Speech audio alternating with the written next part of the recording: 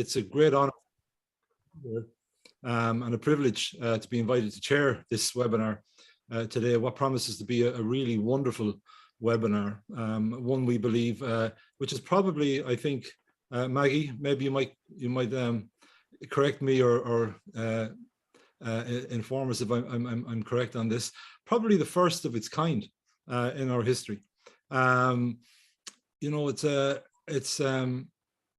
in the field of neuropsychoanalytic research and thinking that there is, you might be aware, there's an increasing move towards the application of the new empirical information arising from neuropsychoanalytic research to the area of psychoanalytic and psychotherapeutic clinical practice. In the early years of our fledgling discipline of neuropsychoanalysis, insights to the clinical practice of psychoanalysis, I suppose early researchers, participants, and advocates, you know, cautioned against premature application of these insights to clinical practice. And many of you, as readers of our journal Neuropsychoanalysis, and who are close followers of the research published in it and other neuropsychoanalytic publishing platforms, will be aware of a tentative new move in the direction of investigating how emerging insights might be applied and understood in clinical cases. Indeed, the editorship of the journal have put out a call for practitioners to submit clinical cases and are currently organizing a series of educational events scheduled for 2022 to assist clinicians and researchers to answer this call. And we hope that this webinar will be a contribution to this endeavor also. Any of you who have participated in this scientific research community will testify that it is an open, warm, friendly, supportive and enthusiastic space as academic and research communities go. We are very lucky today to have 4 eminent clinicians and researchers, each with extensive history and experience of neuropsychoanalysis: Ms. Barzel-Raveh, Dr. Rosa Spagnolo, Dr. Francesco Castellet, and Dr. Claudia Spadazzi, who will share their expert knowledge and clinical experience with us in the areas of reading, writing, and supervising clinical cases in neuropsychoanalysis. Our first speaker will be Irith, who will talk to us about the experience and the process of writing a clinical case in neuropsychoanalysis. This will be followed by Rosa, who will give a presentation on supervision and the supervisory process in neuropsychoanalysis and what neuropsychoanalysis has to offer in that regard. We'll take a short break, then 5:10 Central European Time, and reconvene at 5:20 with Francesco's presentation on the predictive mind model and its clinical applications. And finally, we will finish with a presentation from Claudia on the primary emotional system, and this will be illustrated with some clinical vignettes.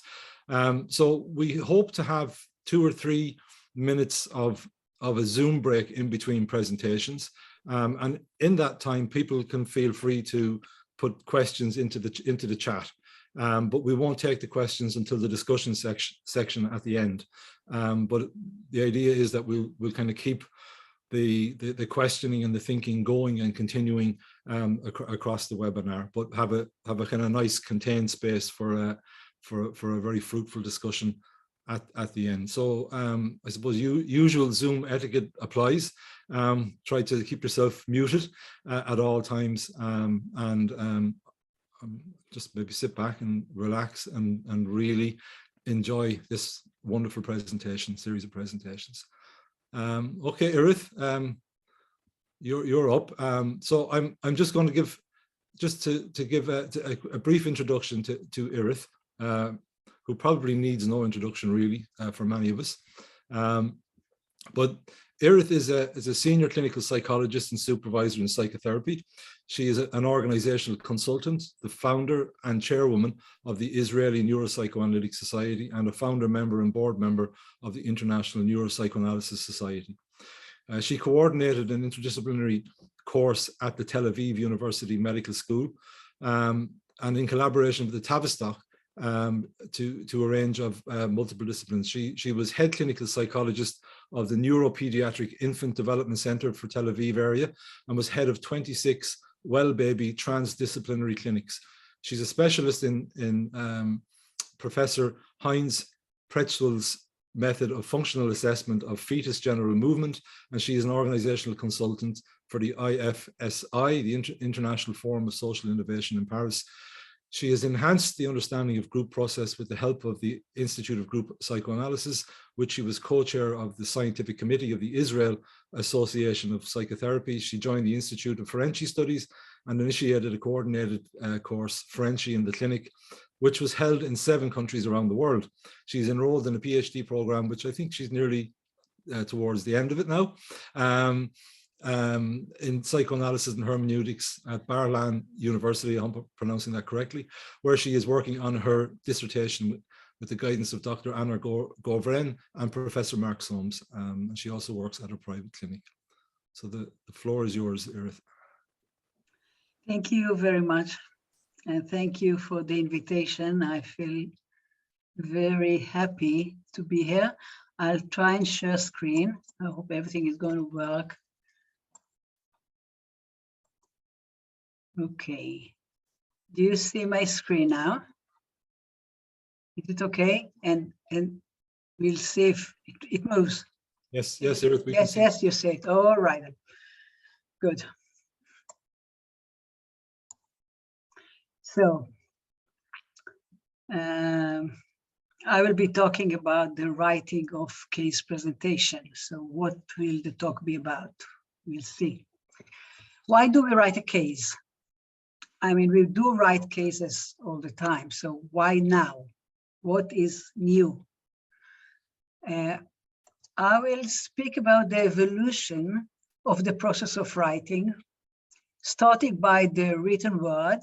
I'll move to the way we think about a case. I will deal with some aspects of the writing process, brain aspects, scientific research methodology, and methodology that brought to us by Sean and Argyris. I will ask, who is the writer? A writer as part, okay. Writer as part of a group towards new book and new article, and I will finish with practical issues and some take-home messages. So let's start. Why write a case presentation? Professor Mark Soames integrated the research finding of several scientists, and I believe that all the people here know already that. They know Jaak Panksepp, Carl Friston, the philosophers he was engaging with and discussing with, Chalmers and Nagel and others, and he reinterpreted with the knowledge arriving from brain science, the theory created by Freud. Those integrated findings were practiced first by neuropsychologists whose psychotherapeutic profession is doing psychotherapy with brain-injured patients. Through neuropsychoanalysis advances using brain structures and putting them into the clinical model of work, psychoanalysts and psychotherapists added the revision, which were done, to their tools and started working as neuropsychoanalysts, treating patients with neuropsychoanalytic understanding. I believe that most of you have seen Professor Mark Soames and Karen Soames' book of case presentations, which was written around 2000 and is still relevant. And the clinical studies in neuropsychoanalysis revisited by the editor was Salas, and Turnbull and Soames just went out. So why now? Until now, neuropsychoanalysis offered psychoanalytic treatment to brain damaged patients, as you know. Soames' recent integration of the upper brainstem mechanisms to the cortical ones have offered us a new clinical model, a new way to think about bottom-up, top-down psychotherapeutic concepts and practice. For all our patients, brain damage or not, what we call our regular patients. Here is the new focus of the writing. So what we're doing is moving from psychoanalytically treating neurological patients to neuropsychoanalytical treating everyone. At this point in time, as we move to treating our regular patient, started a new era. Just a minute. In neuropsychoanalysis, and finally with our whole profession, whatever psychoanalytical school we are coming from. There is no way to overlook the revolution started by Freud, continued along the years, and flourishing by this group of professionals, the neuropsychoanalysts. So whenever there is the beginning of something, even in this writing this presentation, or that you have to start writing a case, I usually feel a bit anxious. And you can hear it in my voice, I believe. And I want to tell you that the way how to comfort myself, I go to think about Richard Feynman, who is, though he is not from our profession, because he's a mathematician and received Nobel Prize, I really enjoy to read that he says, I think it's much more interesting to live not knowing than to have answers which might be wrong. He even says, I don't have to know an answer. I don't feel frightened not knowing things. And why do I say that? Because sometimes when we talk about neuropsychoanalysis, people are used to say about us, what do we do with the brain science? We don't know what to do, or we do not really understand, or this group is too smart for us, and so on and so forth. So it is nice to know that when we go to write those cases, you know, kind of a comforting idea. So let me take you now go with me, bear with me, about this idea I'm trying to put forward. How we are going from the details to the abstract understanding. So why write it all? When you look here, you know that they were counting. They were counting crops giving to the priests. There is an order, there is something which is developing, there is some kind of thinking, maybe there could be a space, but there is time there.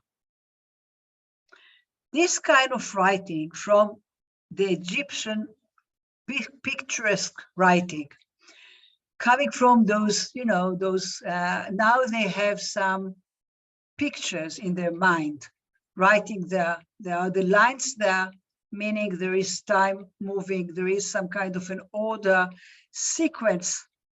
Okay, so then they move to the sequence of the writing. And here we move to the abstract Russian letters, where writing of the Kirill and Glagolitic appeared. This is a totally different way of thinking. This is more abstract. Those are the alphabetical order that we now use. So we are moving from the concrete to the abstract, like the evolution of the letters. Our writing is moving from concrete to abstract. What is it that I want to tell you? I will try to show you along the road I've taken, how it happens, and what do we need to use. And I will use some concepts which are very familiar in neuropsychoanalysis. So the process of neuropsychoanalytic perspective, of writing in psychoanalytic perspective. The first time that a patient comes into our meeting, we are using our seeking system. We see a lot of things, a lot of details. We hear him. We see how he looks. We understand the vibration there is there in the tone of speaking. We get the context. A lot of information is coming into our seeking system. This is the system, one of the 7 emotional systems recognized by Jaak Panksepp. Those very small details, they are pushed into our non-declarative memory. With the help of Alberini, we know much more about memory. And all those are activated by the repetition of the writing. Yes, I mean first by their behavior, then it will come to our writing. And it becomes it takes an active position where we can reflect upon our material. So, are we, by case presentation, are we just worried as Freud was, is it just a storytelling?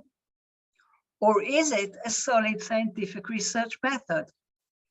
Case studies have an important position and increasingly being used among different qualitative methods. Case studies consist of detailed investigation, often with data collected over a period of time.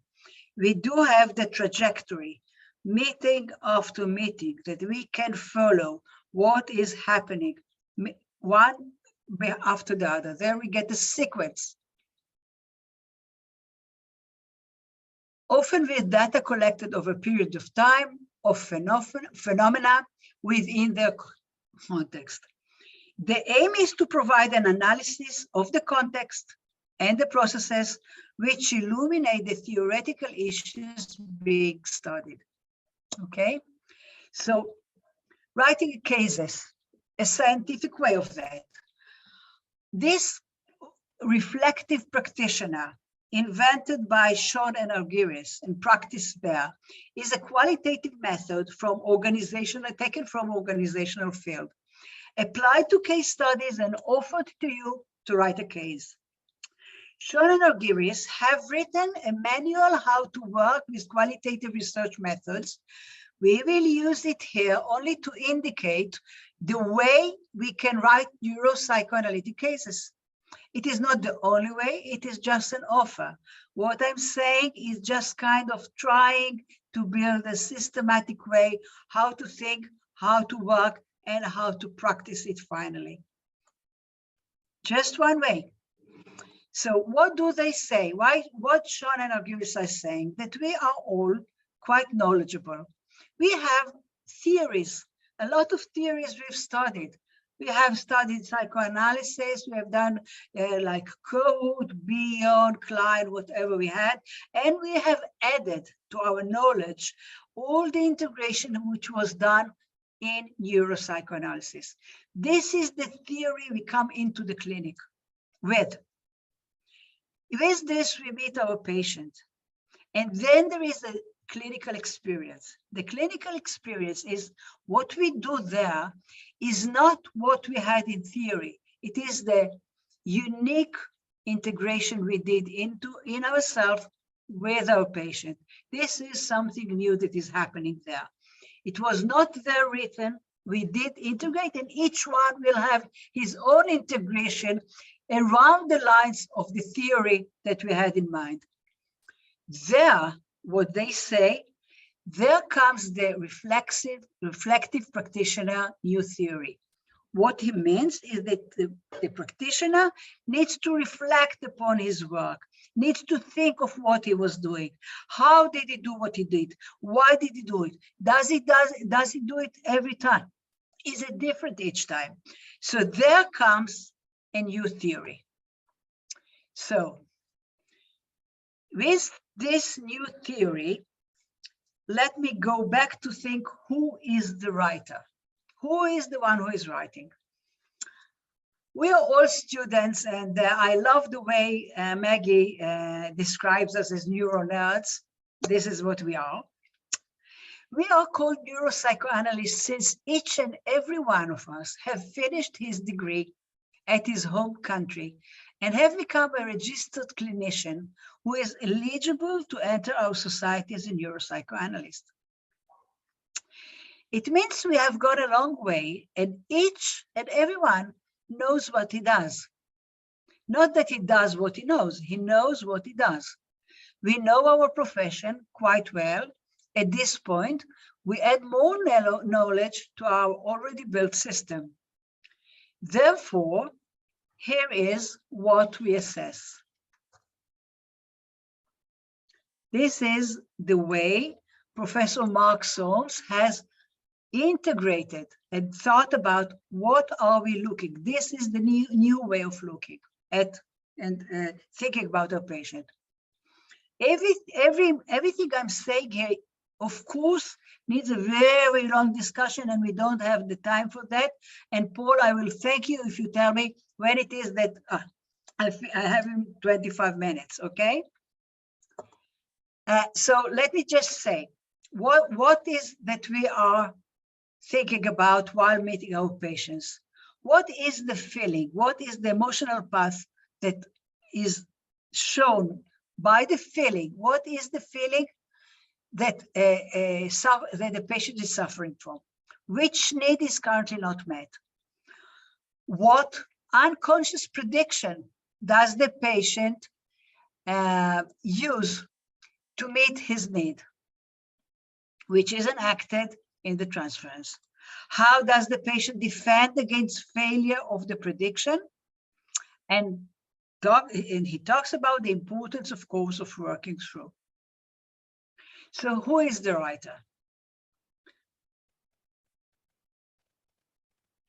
We are all, didn't I? Wait, sorry. Okay, now, sorry, I'm going forward. Writing is creating. Do you remember what I told you about Feynman? This is what makes it a bit difficult to start writing, and this is what I usually feel before I sit. But something quite different happens later. So how do we write a clinical case? The instruction I usually give is, when bringing cases to supervision, is to write immediately after the meeting ended, as close as the meeting as possible. 1 hour of writing for an hour of work. This is the way to be as close as possible to what was happening in the hour. Having all the new answers when experience is still fresh in your mind before it is reconsolidated. The writing opens space of observation into the case. This is the Winnicottian space, a creative space in which there is an opportunity to reflect about the case and develop new concepts. The closer to the meeting, the closer you can receive the new insight, significant details. It is the high pixel and the best resolution, which would go away as we are detaching from the meeting. So moving from the DNA of the meeting to the fetus, while holding it in the womb, feeling its movement, creating new ideas as we write and understand while zooming in. There is this kind of dialectic work between life experiences, the life we live, and the life we create. Experience coming out of them, which opens the road for a new creation of the writer and as well as of the reader. There is a need to have an interpretation of one. No interpretation needed. Just opening the space for discussion. This is in itself the triangle. It is the intermediate space where the writer has space for his own creation. Life experiences, life reflected, and what develops in between. There, it has new concept as understood from our practice, new path of the knowledge shown in the work, new assumption and new language is built, new theory that is written in the field. So when we finally do it, we will need a name which will point out the DNA of the case reported and will create a new mental and spiritual theme. This is kind of responsibility which sometimes can make you quite anxious. So how shall we get there? And this is part of my PhD. Here is the help arising from the primary mechanism called imitation. This is the primary mechanism which has a bad reputation in the past, as if creation is coming out of nothing, which is wrong, because creation is usually comes out of something. And he tried to use Gabriel Todd, who was an Emil Durkheim contemporary. What he said is that a group of smart people, while they are together, they imitate each other. It is never a copycat. Each one has its DNA. When together they are getting new ideas, there is evolution in the system, then they write them and build new concepts. So they change history. Imitation is the primary mechanism of learning about the world. It is borrowing structures from the world, shaping our subjective being, and the kind of repetitions open new understanding. So let me finish with practical ideas to take home. We call it writing together alone or writing alone together. You can choose whatever you like, but this is what we do. We built a group of practitioners, a group of supervisors for each subject. Paul, am I okay with the time? Jess, you have around 10 minutes. Oh, really? Oh, thank you. Good. So I can enlarge here. All right, good. So we built a group of practitioners and a group of supervisors. I will tell you in a minute why. And we work together towards a goal. Do you know the system RAS, reticular activation system?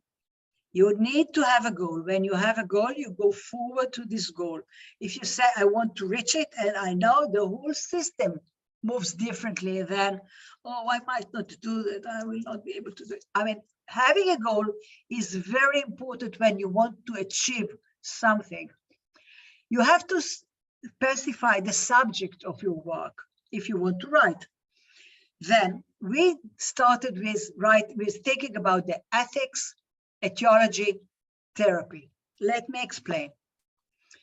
What do I mean by ethics? We have asked for 3 members of the professional committee of the Ministry of Health to help us with the ethics. They meet the writers and they are discussing the ideas coming there. What do they discuss? They're assessing the patient. They're talking to the therapist. They think together with him.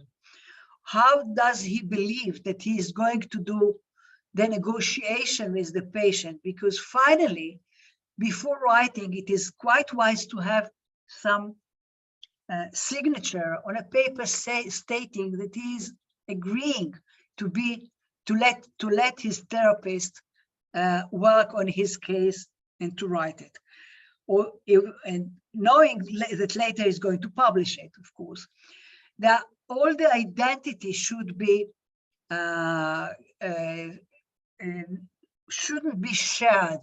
It should be changed so that he will be able to publish. And we are using our professionals to help the writer to do the job.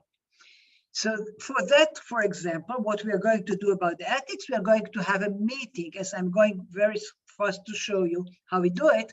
We are going to have a meeting where all the writers are going to meet separately and together, this group of supervisors, and they are going to share ideas how to choose a patient, how to work with the patient, how to negotiate with the patient, and how and then we are taking each of the other ideas of the how we are working forward to build the case which should be written. So what do? We reserve dates, writing days, like several days before. We say from 9 o'clock in the morning till 7 o'clock in the afternoon. At those days, we start in the morning with half an hour of discussion between the members about what are they going to write that day, what is optimal, and what will be the maximal. What will they be able to write the day they are preparing themselves to the writing, and they're talking about it with each other for half an hour in the morning. Then they sit and write together alone, or when it is the Zoom time, as it is the Corona, we can just stay. Let's write from 4 o'clock in the morning till 9 o'clock. So we wake up, you take a picture of your coffee and your computer, and you start sitting there. And it is 25 minutes, 5 minutes break, 25 minutes, so that you will be at 9 o'clock quite fresh and you can start working. And whenever you're working, it is very logical and very healthy. to step out and do some yoga thing, or try to move around and not to stay just by the computer or by the Zoom. So either having a full day, which are planned beforehand, we have the dates and we start doing those groups.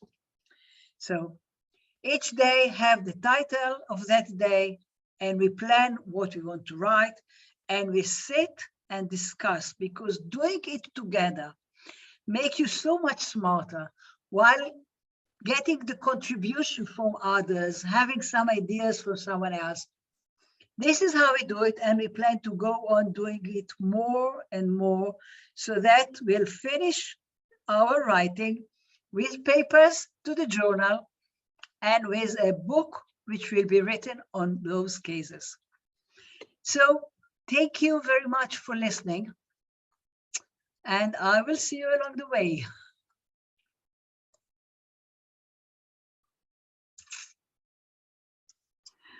Earth. Thank you. Thank you very much, Earth. That was absolutely wonderful. I think we probably do have time for one or two questions now. Maybe one question, if you're open to receiving one. Welcome. Then we can take a movement break. So if anyone would like to ask a question. Someone wants to ask, I will welcome whatever questions and discussion. I think I saw Michelle. Hi, Michelle. Hi, Michelle. Hi. Can you unmute yourself? Thank you. Yeah, she is already there. I think I am. Hi, everyone. I'm so excited to be here. My question is quite a practical one. You're talking about this group. Is this a group that already exists? How large should a group be? And how can people join? I would love to join such a group. Does it exist, or do I have to go and create one? Both ways. There is a group, and there could be some more groups. And I can leave my email here so that we'll build some more groups. I think we should sit and write. And if it is, internet, then we'll do it 4 o'clock, or we have to decide. The group in Israel contained I think there were 7 to 9. I don't know whether Rinod is here because he's the head of that group.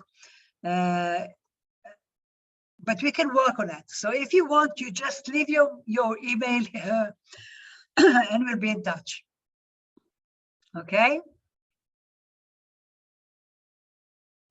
Thank you. Yes, Judy, please.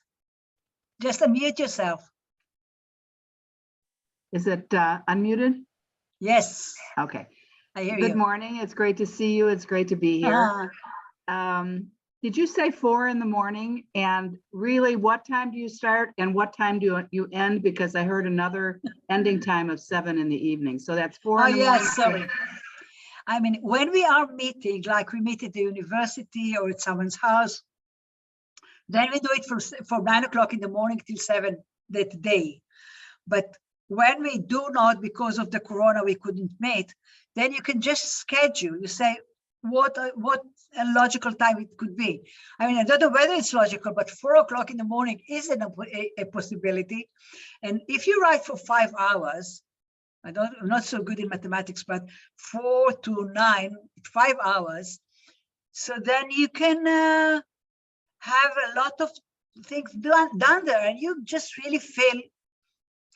I don't know if I can explain how happy I feel when we finish. I mean, so creative. I mean, it is unimaginable, because you feel you've done your work. You feel you finished. You are creative. You sit there. This is what you do. You do not read messages. You don't go to the computer to see Gmail. Nothing. You are just there. Oh, this is fantastic. I mean, really, Julia. Maybe I sound a bit missionary, but the creative feeling you have when you finish doing that, because it is all the time I'm feeling blamed. What didn't I write? What didn't I finish? Then when you do it and you take the break in between, you just know there is time for work, there is time for break, and you do it. And then you reschedule for next meeting. And then you sit together, and this is the imitation thing, which I said. This is kind of a vibration that goes in between the people who are writing, because all of them are thinking about writing.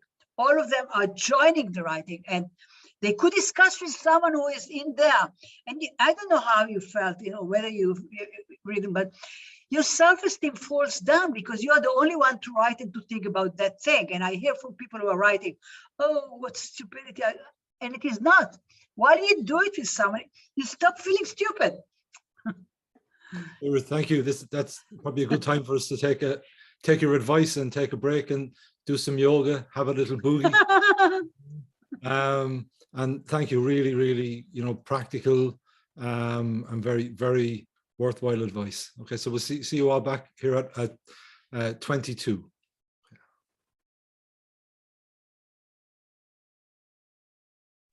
Thank you, Paul.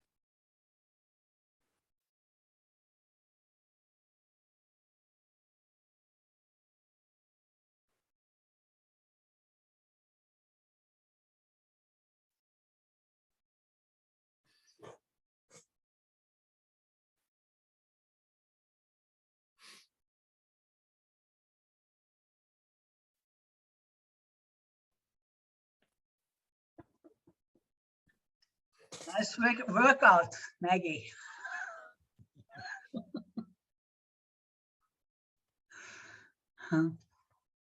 I've been doing an online Zoom dance every morning, and it's completely changing everything. Yeah. So important. Iris, thank you very much for that wonderful presentation. It really was inspirational to many of us who struggle with getting started at the writing, and some great ideas in there, really practical ideas. Thank you.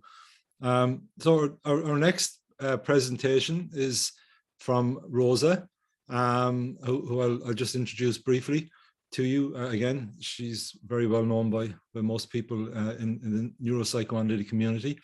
Rosa is a neuropsychiatrist for children, child and adolescent psychotherapist, a psychoanalyst, and a full member of the Italian Psychoanalytical Society. She currently lives and works in Rome. She is the co-founder of Italian Psychoanalytic Dialogues Association, the organizer of the annual IPD INPSA Rome conference, and a passionate scholar in the field of neuroscience. Just by the way, you can access many of the Italian Psychoanalytic Dialogues meetings recorded on the YouTube channel. If you just enter into the search bar, there's lots of really interesting webinars organized by Rosa and the team. She is a member of the International Neuropsychoanalysis Society and leads the NPSA Italian group. She is the author of numerous publications, as well as a conference speaker and lecturer on neuropsychiatric developmental disorders and psychoanalytic topics. Rosa has recently just published a book with Georg Nordhoff, The Dynamic Self, and just maybe a little bit of self-promotion here. Rosa has very kindly agreed to give a presentation on her book to the Neuropsychoanalysis Ireland study group in February, details of which will be circulated soon. So without further ado, I'd like you to welcome Rosa. Okay, I'm going to share my screen. Okay. Okay, here I am. Okay, from writing to the supervision. Okay, it's okay. You can hear me? Perfect. Okay, from hear it to me, from writing to supervision. I'm going to talk about supervision in the neuropsychoanalysis together with psychoanalysis. I will be quite short, really quite short. I would like just to give you the texture, the framework of the supervision in which you could include, maybe in the future, your patterns, maybe your models. So remember, Mark in October, last October, during the clinical panel hosted by NEURPSYCHOANALYSIS, he said, be cautious. When we talk about clinical practice, literally said in NEURPSYCHOANALYSIS, we have a long way to go. So be cautious. NEURPSYCHOANALYSIS, it's not revolutionary or radical thing. It's not about replacing other fields. We just add suggestions, he said. We just add suggestions. Please be cautious. So today, I'm tentatively suggesting some tenets important to me to consolidate our working through in neuropsychoanalysis and psychoanalysis together. So why I start with psychoanalytic supervision, talking about psychoanalytic supervision? Because psychoanalytic supervision has a long, rich history. Its creation dates back to the Freud-Breuer seminaries, like a peer consultation, or Freud, really famous, Freud's famed Wednesday night cases, or for better say, from Max Ettingon in the 1930, Max Ettingon made supervision a pillar of psychoanalytic training. And you know how much stronger is our psychoanalytic training. So, psychoanalytic supervision has progressed through 3 periods. First period, the focus was on the patient, where supervision was about patient's dynamics only. And the supervisor-supervisee relationship was primarily didactic. This was the first period. Second period, supervision's focus shifted to include both patient and supervisee, where an increasing attention was given to the dynamics of each part and to how their respective dynamics affected the treatment.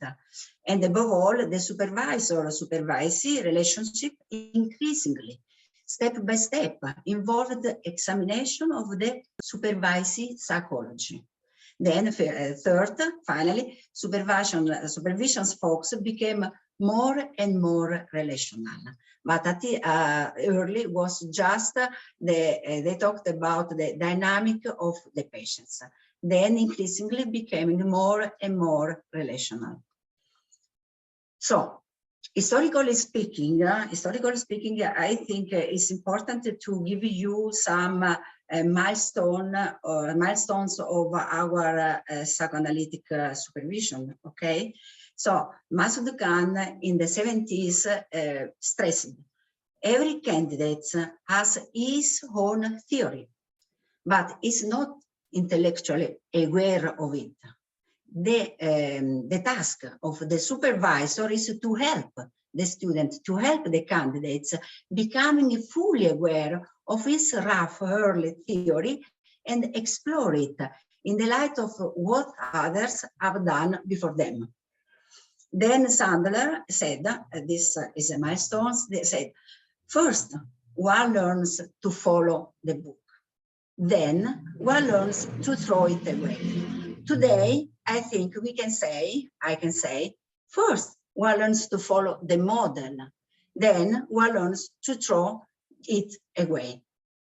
And finally, Kemberg, by this paper, you can find this paper in the International Journal of Psychoanalysis. The title is Fifth Methods to Destroy the Creativity of Psychoanalytic Candidates. really important paper, he said, our problem is not so much to foster creativity, but to try not to inhibit the creativity naturally stimulated by the nature of our work, the psychoanalytic process.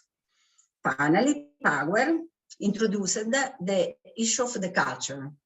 The culture is the place where we live in. The places where we live in are different from country to country. So she said, consider the potential of supervision as a space to think about differences in culture. We need to convey these differences in culture in our supervision. By culture, I mean, she said, the medium in which we grow up, which from birth has silently organized our experience and left its trace in all our cognitive, emotional, behavioral, unconscious function. We need to convey all of these ones in our supervision. So now I'm talking about from the supervisor's stance, the position of the supervisor. Okay, so let's take a look at this position, the position of the supervisor. First, a supervisor should encourage supervisee to avoid developing or presenting what? A false analytic self. We don't need this false analytic self. We don't need well done session, perfect writing in the supervision. I would rather know what a supervisor is thinking and doing in the here and now of the session with his patients. A solid treatment, I think, will not be destroyed by a short cognitive behavioral intervention, a reassuring comment, a piece of advice, and sometimes even a hug. Would we prefer that our supervisee not tell us of such behaviors? This is a false self. Much can be learned about supervisees' intuitive leanings, inclinations, unconscious assumption, and fantasies of cure by careful examination of their so-called non-analytic interventions. So please bring us these non-analytic interventions. Second stance, a stance that recognizes there are multiple possible interventions available at any moment in treatment. That also helps. Our field has been moving away from simple, the drive, the setting, the transfer, the counter-transfer, towards more complex fields, neuropsychoanalysis, spatial temporal psychotherapy, and so on. Thus, at any moment of treatment, multiple possible interventions may present themselves. At the days when a supervisor can insist on one way of practicing analysis, I think are gone. Third, the criterion for judging the worth of an intervention. The criterion for judging the worth of an intervention is what proves to be helpful for the patients, to be helpful to the patients, rather than what is conventionally analytic. We don't need this conventionally analytic. We need to know what is helpful to the patients. Other key points from the stance of the supervisor, okay? This is the position of the supervisor. Some key points. Primary purposes of any supervisions are developing and enhancing therapist conceptual abilities and treatment skills, whatever they are. Developing and crystallizing a therapist identity. Developing conviction about the meaningfulness of analytic therapy itself and monitoring quality and safeguarding patient's care, the ethic problem. Whatever conceptualization we use, the aim is to understand the patients and their internal world, the patient's internal world, and how this impacts on their life, the patient's life, and the relationships. To do this, I need, sorry for my passion, to do this, either as a therapist or as a supervisor, we need to employ an analytic attitude. What is the analytic attitude? The analytic attitude is to continue to think, to reflect, to question. The analytic attitude within supervision enables us to ask key questions such as, why this, why now, where does it come from? Together, the couple, supervisee and supervisor together. So remember, we just add suggestions. So neuropsychoanalysis might be additive and complementary for psychoanalytic supervision because it involves many models, because it considers many kinds of psychotherapists. And another stance of the supervisor is everything I said, I've talked until now so far means keeping many models in mind. At least, please don't stop at the first model you come across. Go on, keep studying, keep thinking. This is just a few models. We hold in our mind all these models, at least all these models. Psychoanalytic metapsychology, just contemporary psychoanalysis, obviously. 5 specific points of view we consider: dynamic, economic, structural, genetic, adaptive. Developmental psychology, we consider maturation, milieu, experience, transformations, and progression, regression processes. Attachment, we have the attachment for attachment styles. We consider the attachment styles very important for any kind of psychotherapy. The attachment styles, secure, preoccupied, dismissive, avoidant, fearful, avoidant. I think all of that are applicable to supervision to the couple. The couple of supervisee and the supervisor, the attachment style is secure, preoccupied, dismissive, and so on. It's the same. Then we have the intersubjective and interpersonal approaches. They focus on the real aspect of the transference, countertransference bind, the real aspect, on the analyst's role in compensating for past overstimulation or understimulation of the patient's archaic self. And they consider that the personality develops continuously within a relationship matrix. This is the intersubjective model. And finally, we have the affective neuroscience.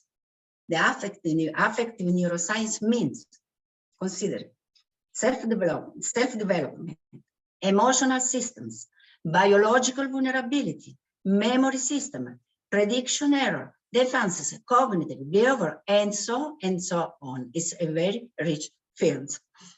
So the affective neuroscience means at the same time, according to Paxep, talking about primary, secondary, and tertiary process. I think Claudia, she's going to talk about this, but primary process means basic primordial affects, we know.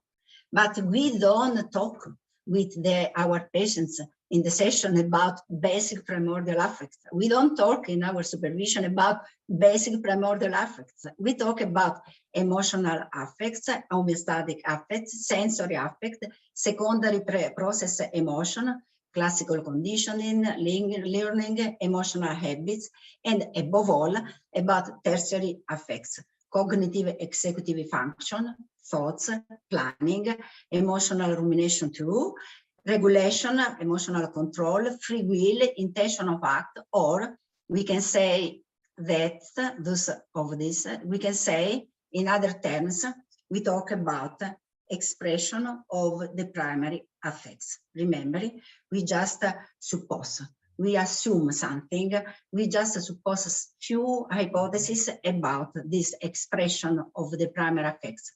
We think about primary repression, implicit memory, procedural unconscious, at least. We provide some description of the development of each ones, or maybe we can focus on one altered or predominant. Just in one session, we have all of this, but in the supervision, maybe we're focusing one altered or predominant at that moment. Then we have the secondary repressive prediction, non-declarative operation, but how we can talk about this during the supervision. I think this is a learning system that can be thought of as a secondary process integrating new experiences into the primary framework, allowing for previous, maybe neutral stimuli to elicit new emotion, to elicit the emotion for novel reaction to become associated with the previous stimuli. This is the secondary, the expression of the secondary process. And finally, we have the tertiary declarative solution, cognitive declarative solution. To summarize, in a picture, this is the crossroad between psychoanalysis and neuropsychoanalysis from the stance of the supervisor. Primary, secondary, tertiary process, this is the crossroad, okay? In the primary process, we can find emotional system activation, primary needs, rough feelings, but at the same time, we can find Freudian primary process, oniric thoughts, dream, Traum-Beruf, the working of the dream. Then the secondary process, we can find defenses, repetitive patterns, prediction, expectation, learning process, and Freudian secondary process and working through. This is the secondary process. Then in the tertiary process, we have explanation, interpretation, memory retrieval, education, behavior, planning, and at the same time, thoughts, fantasy, Traumdeutung, the elaboration of working through, the elaboration of the dream. This is the crossroads, I think, the crossroad between psychoanalysis and neuropsychoanalysis at this moment. Finally, the couple. The couple, supervisor and supervisee. The supervisor, I think, when is there with his supervising, the stance of the supervisor is, what is the supervisor's manner of relating to the supervisor? Do you remember the attachment styles, the 4 attachment styles? Dependent, defensive, autonomous, reflective. The same, what is the manner of relating to the patients? Empathic, reflective, critical, defensive, insightful. They are able, the couple and the candidates are able to use theory to form a hypothesis about the patients. We need to support our candidates on this. They are capable of independent think, their creativity, remember, reflection, processing. They are able to understand transference, countertransference, unconscious process. And finally, the candidate, she is able to interpret appropriately if we need some interpretation. And the couple, do they create and maintain appropriate boundaries between the couple, between the supervisee and the patient, boundaries in their work and work ethically. We need to support our candidate to work ethically. But I think everything is more complex than I said until now, because I don't want to go inside, I don't want to introduce the visual representation of spatial temporal psychotherapy. I just want to show you the complexity of the mind and of our brain. This is the spatial domain or the temporal domain of the therapist and the patient. Therapist and patient, we assume some attunement between the therapist and patient, and we assume some attunement between supervisor and therapist. But at the same time, we need to consider the multi-stratification of the brains, the regions inside the brain, the multi-stratification of the self. We need to consider the nestedness of the self, of the brain. We don't need more to think about topography, brain region, mind's region, because the regions, we know we have a lot of overlapping between some regions. The lower layers are included in the upper layer. So this means steadiness. This means the outcome of our mind and of our brain, the result is more complex than I said until now. So please, I think we need to convey all of this in our supervision in order to support our candidate to achieve their own models, I think. Thank you very much. Stop.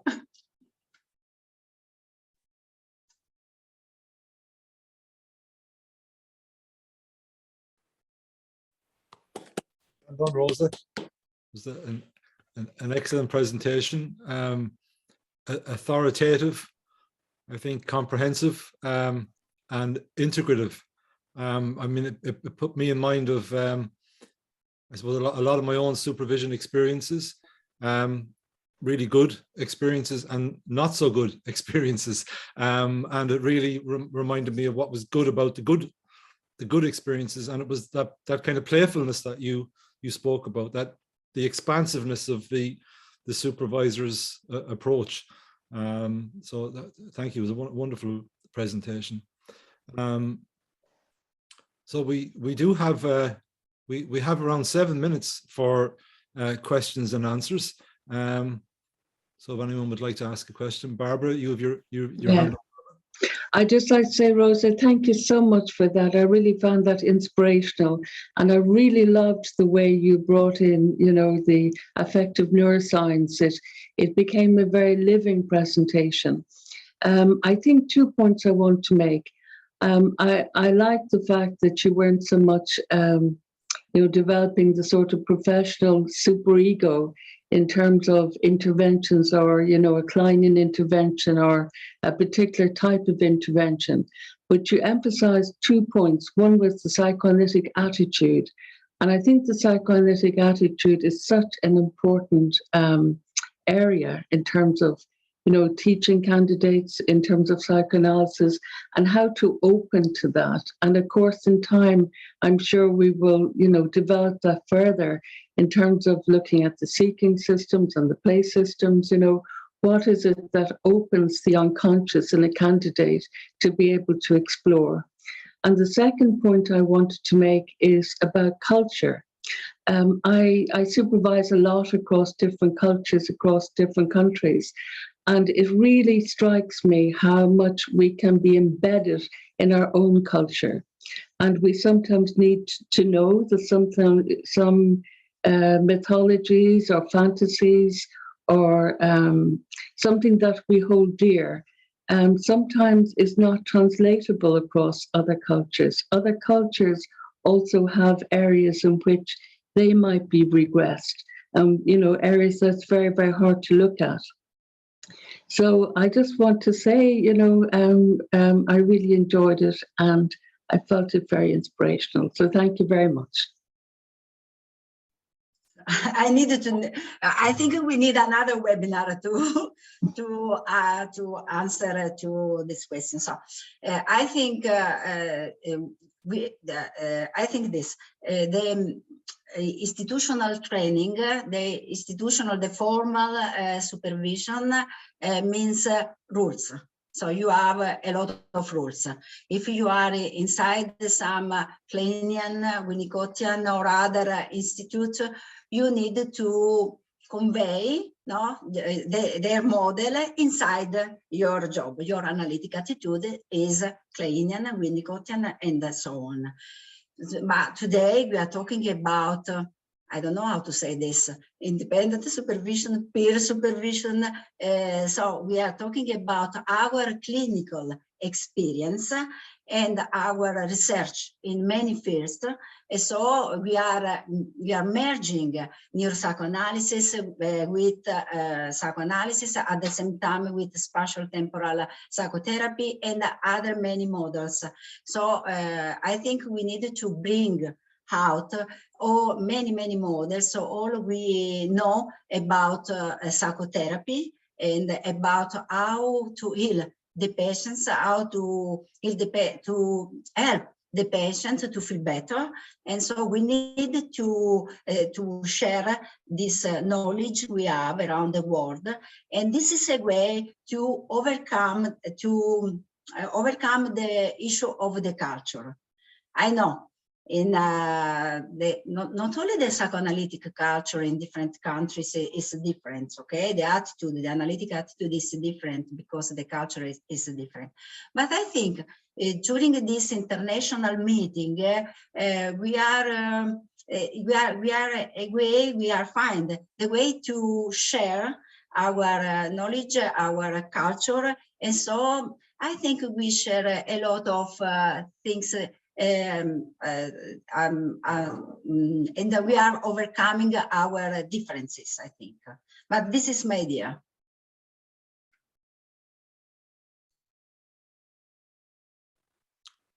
Thanks, Rosa. And Hessel, would you like to ask a question? Just put a question in the chat.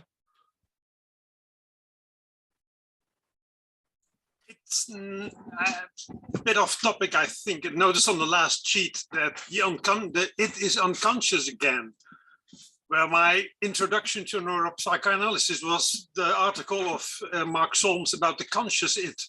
So, revolution again? Yeah, I think so. I think the expression of the primary, secondary, and tertiary process, the expression, the outcome is in the consciousness. So in the here and now of the consciousness. So we needed to talk about this.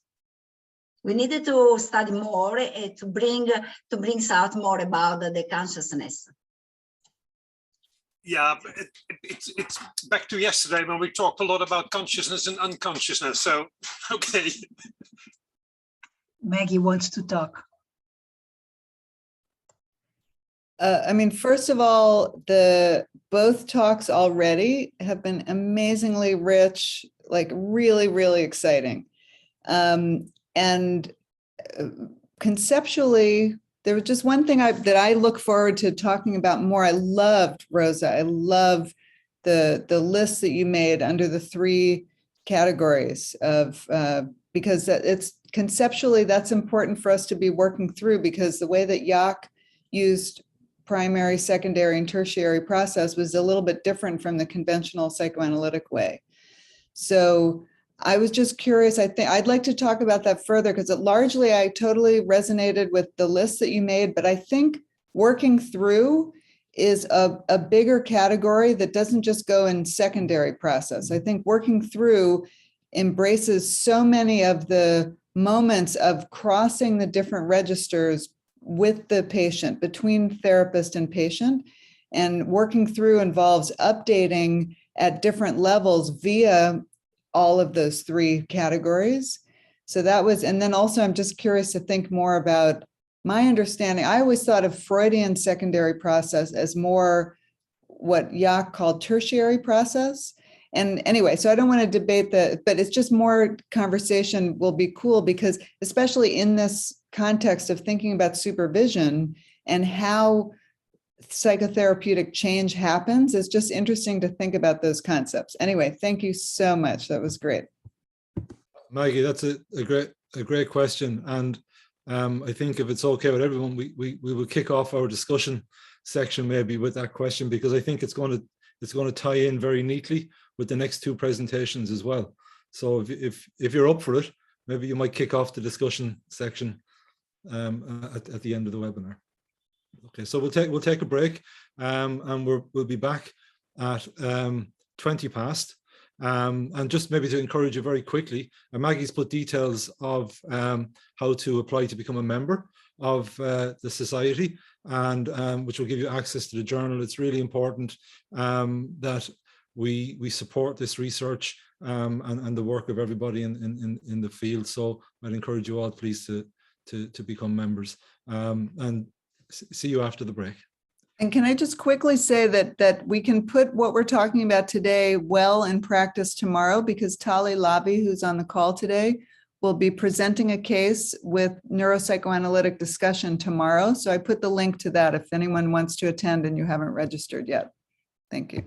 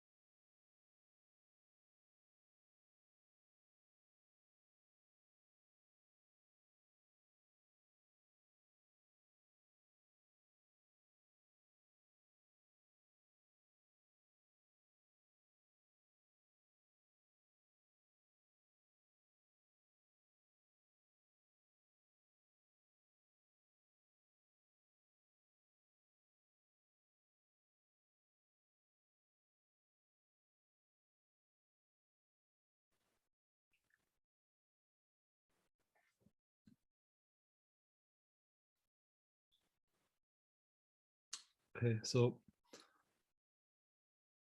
you're all very welcome back. So far, what a wonderful feast of ideas and learning. Lots and lots to think about and reflect upon there. So next up, we have another fascinating presentation from Francesco Castellet. Francesco, I really hope I'm not butchering that pronunciation. I know you were trying to teach me earlier on how to pronounce it, but hopefully I've done it justice. Francesco is a neurologist and psychiatrist who trained at the Italian Psychoanalytical Society. He is a full member of the SPI and IPA. He teaches neuroaesthetics at the University of Tor Vergata, Rome, and he has a large amount of experience with international organizations, having served for the IPSO and the IPA as a committee board member. He is also one of the organizers of several editions of the Festival Dei du Monde. I'm probably making a mess of that. Cinema and psychoanalysis, art and psychoanalysis sections. His main areas of interest are psychoanalysis and neuroscience, early relational trauma, adult psychopathology, pornography, and money. He is currently the psychiatric and psychoanalytic consultant at the Italian site of the European Space Agency, and he is co-founder of the Italian Psychoanalytic Dialogues Association. So, Francesca, turn the floor over to you.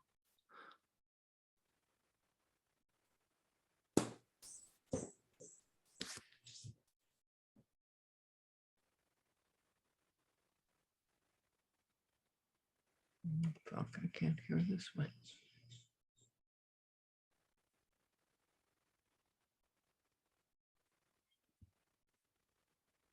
We can see you, Francesca, but we can't hear you. I'm sorry, there was a gap in.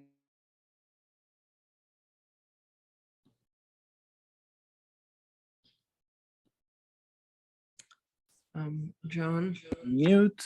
Do you listen? Yes, we can hear you now, Francesca. Okay. Okay. Yes. So thank you for the presentation, and thank you, Rit, also for co-hosting this event. My presentation will be a bit more theoretical, maybe, even though I guess it will be not difficult to connect to the main theme. I was focusing at the beginning, especially on about reading and writing about clinical material, but actually the last part, that is what I really care about, it is will be much more linked to the supervising situation. The two couple of the supervisor and supervisee working together. So let's start.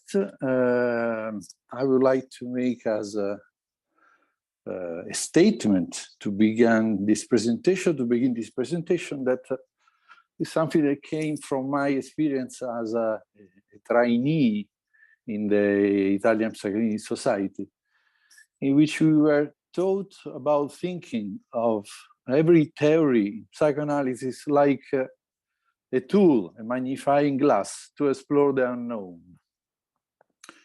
And according to the inferential brain hypothesis, a theory is just, I would say, another set of prediction or priors to read and write a virtual model of our sensory inputs.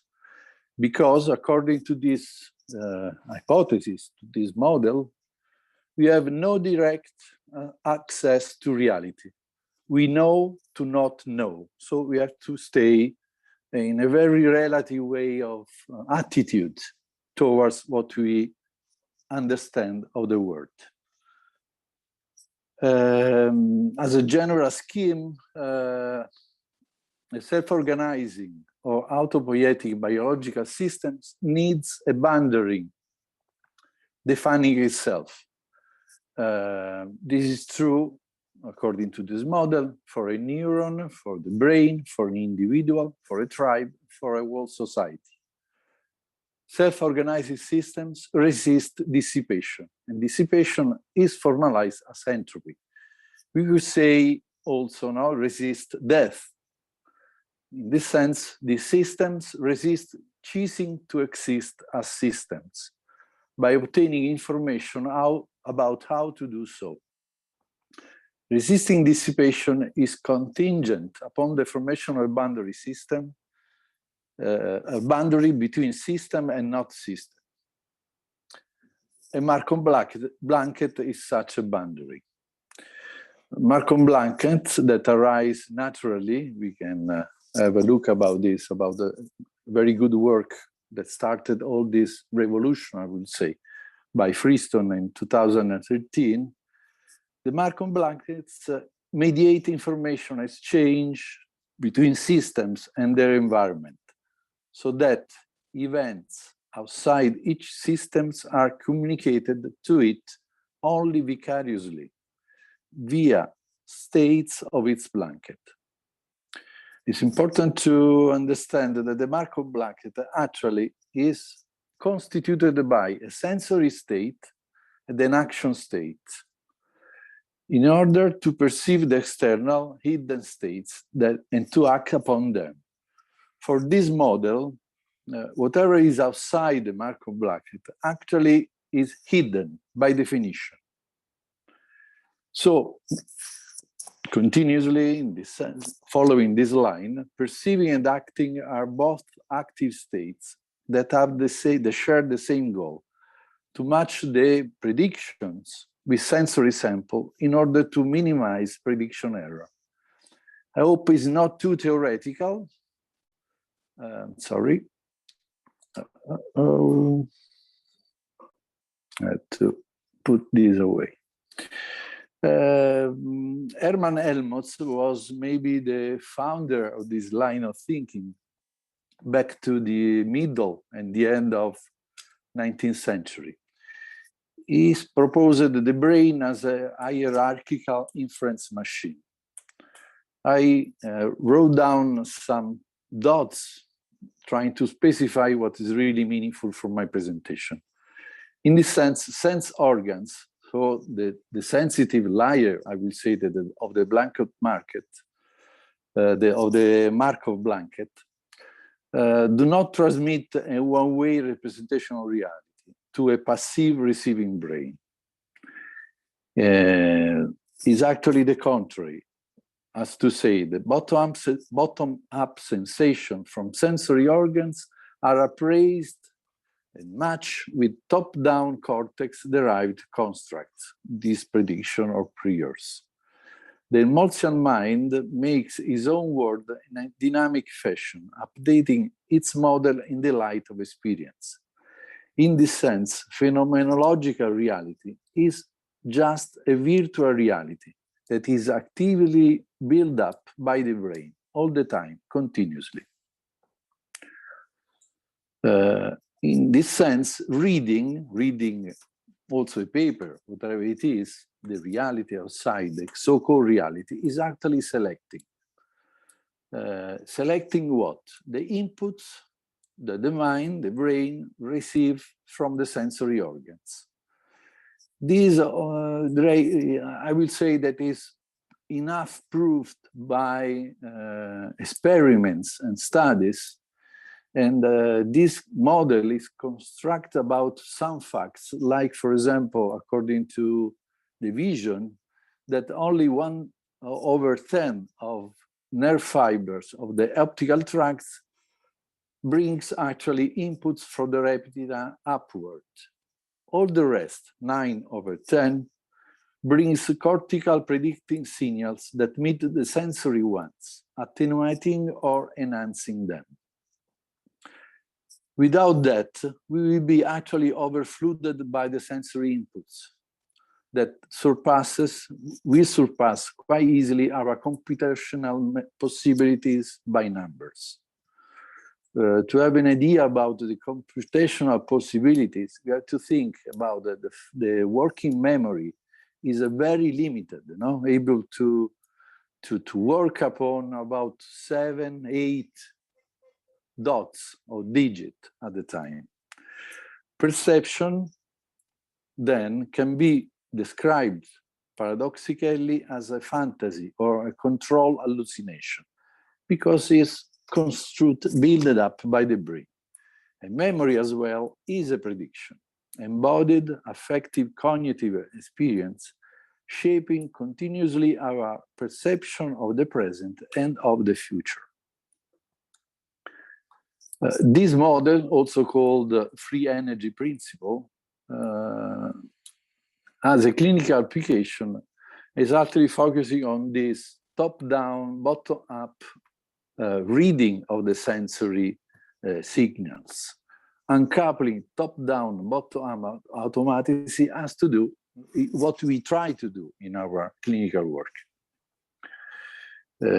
Because top-down priors or generative models or embodied memories determine what we select from the bottom-up sensorial interoceptive or exteroceptive inputs.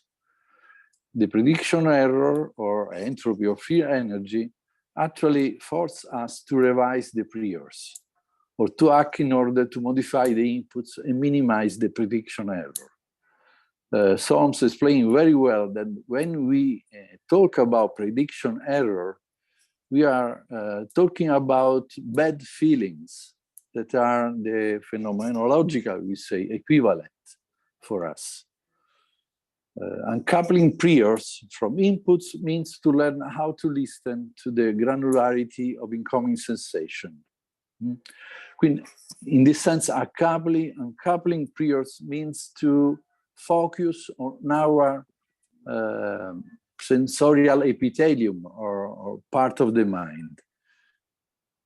And Friston effectively used the term palpating, that is very well describing this exploration with the hands, no? We could say with the fingers of the sensory inputs, including feelings, of course, in order to uncouple this automaticity of priors. In the elaboration that Holmes had proposed recently, just this year, the presence of a moderating effect buffering therapist is essential in order to allow the exploration of alternative priors to explain away the prediction error and enlarging, in this sense, the sufferer's generative model repertoire.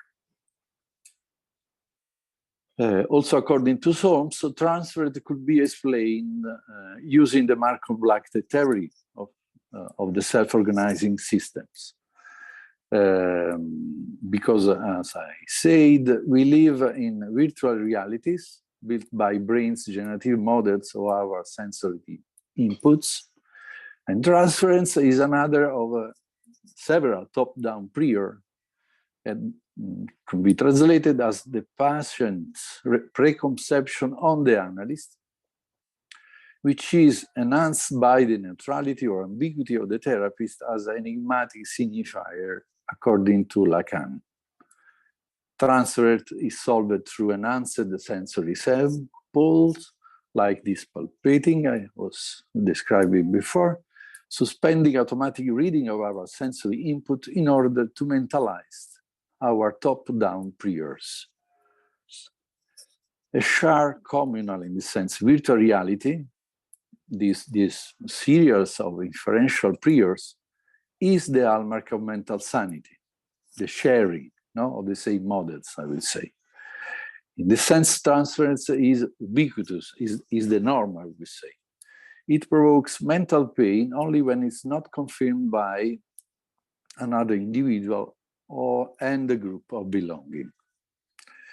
This is the main part of the presentation following this slide.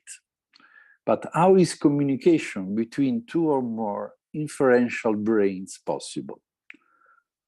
Two or more brains predicting each other all the time inside their own virtual world scenarios.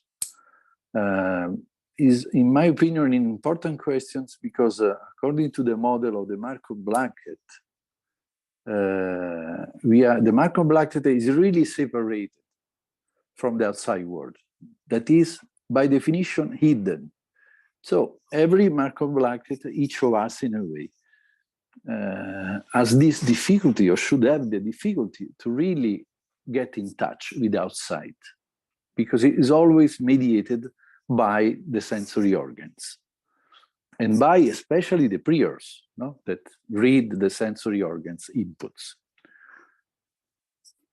So what is it like, the famous questions, to be a bird, but inside a flock of other birds? We know that every self-organizing biological system samples the sensory inputs coming from the world, according to the ecological niche it inhabits. As eusocial species, humans bond with a social group that maintains a sure survival or homeostasis as a whole, not as a single individual. Vediamo. Sorry.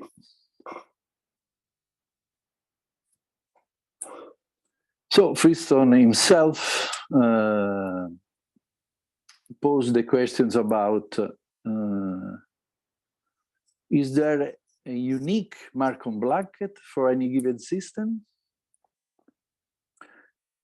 Of course, he thought it is not possible, because a system can have a multitude of partitions and Markov blankets. This means that there are many partitions that at some spatial and temporal scale, this is an offering to the temporal and spatial theory, no, that is in which both Georg and our friend is working about, the many partitions that could show lifelike behavior. For example, Markov blanket of an animal encloses the Markov blanket of his organs, which enclose Markov blanket of cells, which enclose Markov blankets of nuclei, and so on. So probably there are an uncountable number of Markov blankets in the universe. So how to explain social interactions according to this model?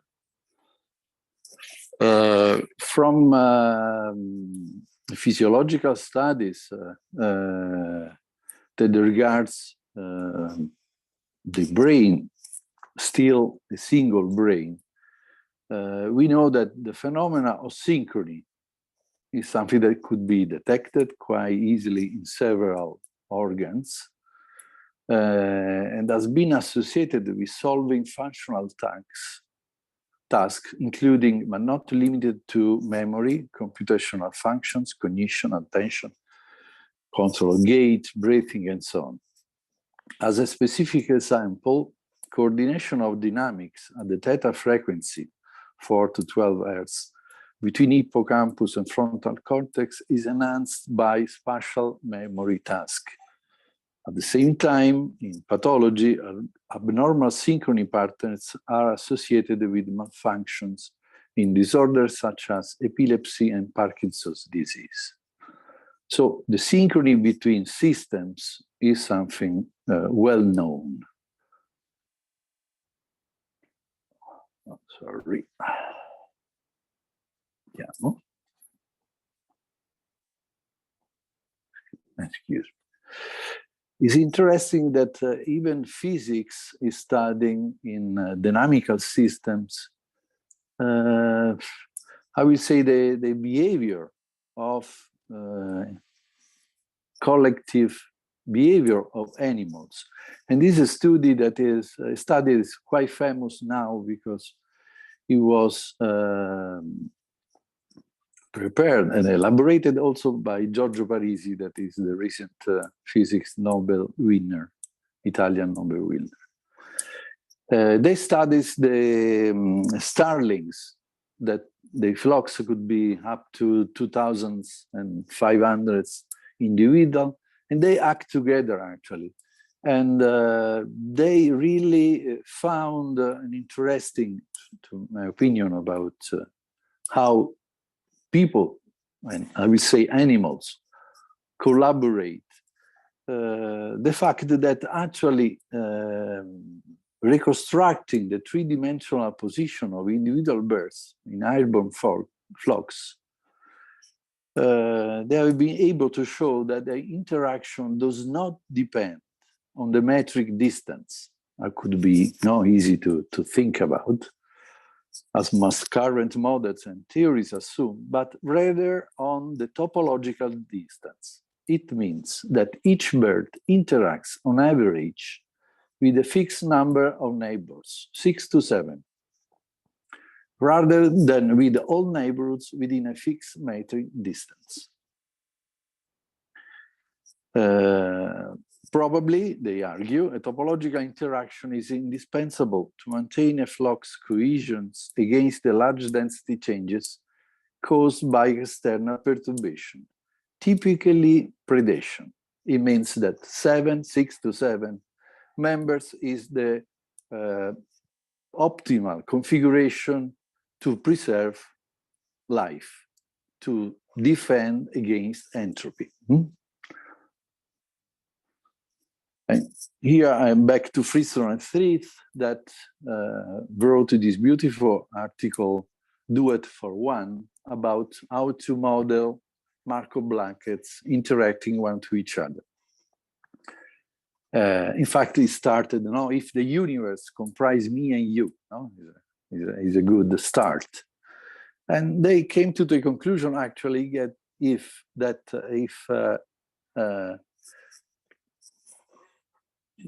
let's say two people, me and you, are occupying all the space available, so we are in restricted, let's say, limited space, your states and my states have to be restricted to an attracting set of states that is small relatively to all possible states we could be. This attracting set enforces a generalized synchrony, in the sense that the state you are in imposes constraints on the states I occupy.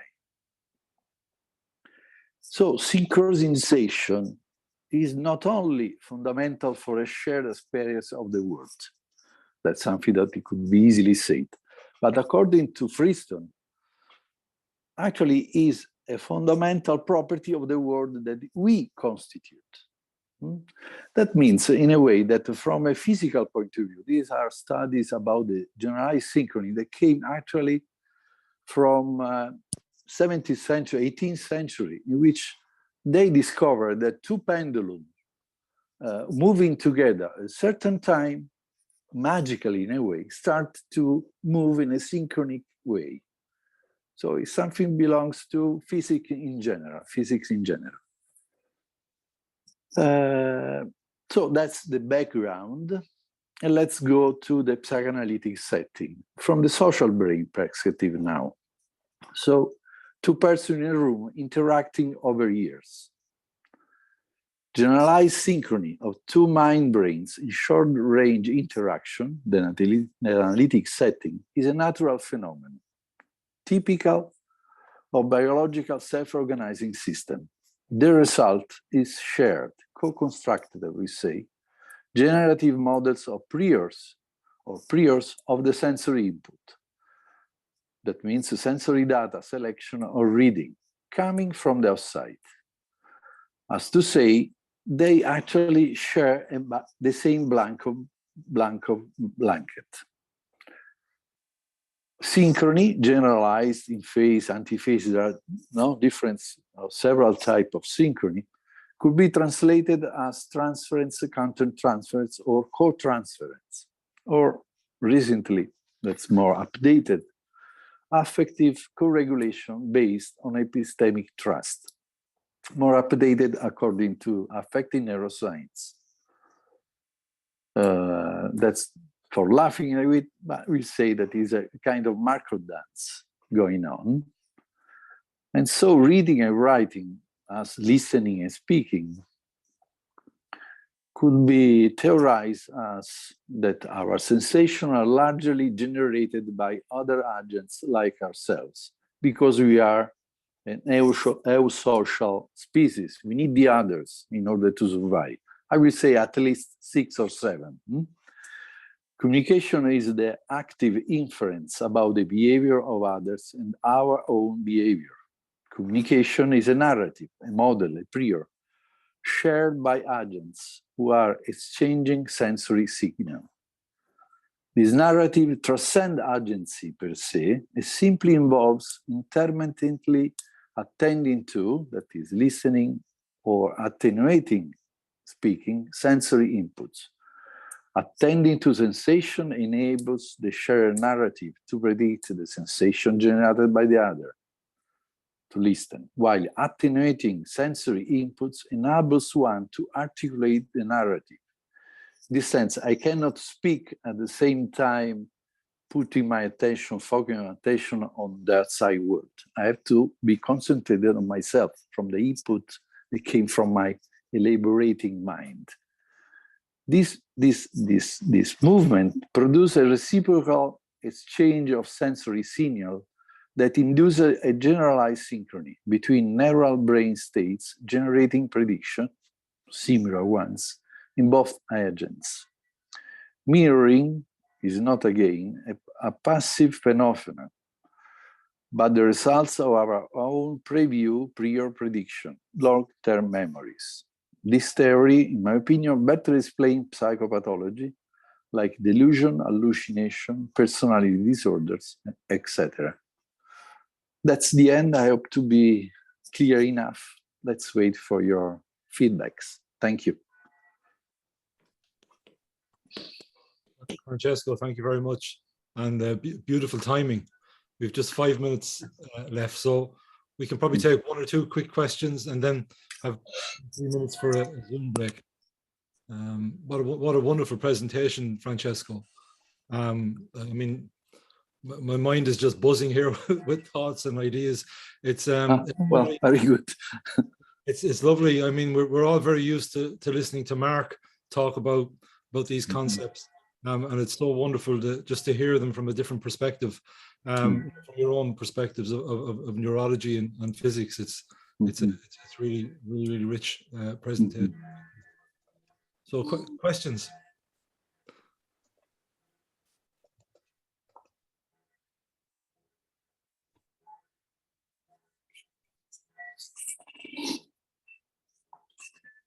Tracy, have you a question? Would you like to ask?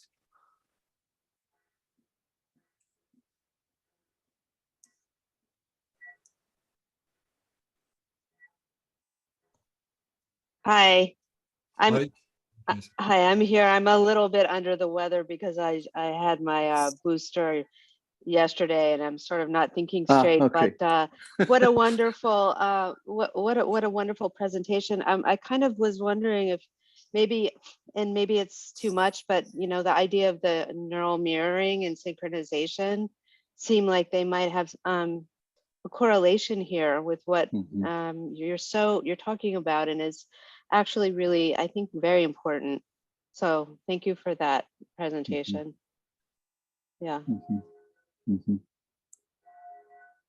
Yes, because my endeavor actually was to try to move neuropsychoanalysis and Solm's thoughts actually and theorization. That is wonderful. The Hidden Spring is really amazing as a book. A little bit more towards the relational psychoanalysis that is really, in my opinion, the forerunner of metapsychology and present state psychoanalysis. Because as far as I know, the model of neuropsychoanalysis was a little bit too centered on one brain, one people, less focused about theorizing how the relationship really goes on. And so the Freestone model, when open to how Markov brackets relates to each other, is really something meaningful in my opinion. And the fact that it is actually a physical phenomenon that in non-dynamical systems, two non-dynamical systems tends to influence each other to the point of going into a kind of synchrony. No, it's not a kind, it's synchrony. It could be counterphasic, could be whatever. It's so similar about what happens when we are in supervising situation or with our analytic patient. We can move along, we can confront each other, fight, but it's all perfect. I mean, maybe there are just phases now in the therapy in which we know each other better. Mm-hmm. At a certain point, we probably really build up a sort of communal share Markov blankets. That means prediction also, no, in this sense. So we share the same prediction. We have changed our own and the patient prediction. That is really the goal of in my opinion, of a good therapy. We have to transform each other in a good relationship with another human beings. We don't know who the other are, very little one about ourselves as well. So it's kind of a shared exploration, and that's the magic. But it's a magic that we share with all the physical world. It's fantastic. Thanks, Francesco. Elizabeth, I see you have your hand up, but can I maybe just promise you that you'll be the second person to ask a question in the discussion? And I think we have to forego our little Zoom break and our yoga and our dance and keep the schedule, or keep the webinar on schedule. And so I'd like to invite Claudia to share her screen, and I'll just provide a brief introduction. So Claudia is a full member of the Italian Psychoanalytical Society, a clinical psychologist, a gynecologist, and sexual therapist. She is, sorry, one second. No. She is visiting professor in psychosomatic gynecology at University Politencia della Marche. She has been part of the IPA committee, IPA, IPSO, COWAP, and public information. She is interested in neurosciences, psychosomatics, and female psychosexuality, and she is the co-founder of the Italian Psychoanalytic Dialogues Association. So over to you, Claudia. Thank you very much, Paul, to be such a gracious chair, and thank you, Iris, for this kind invitation.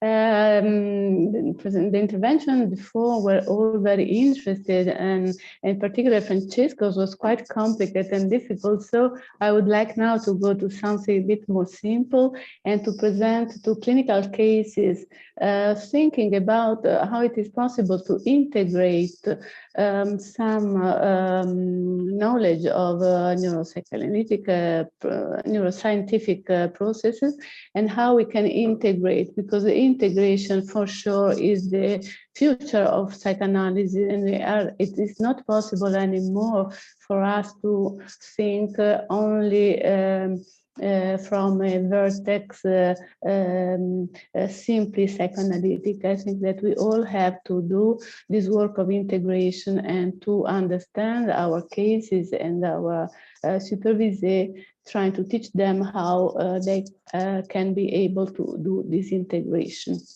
So I will present just two simple clinical vignettes, and I will refer to affective neuroscience.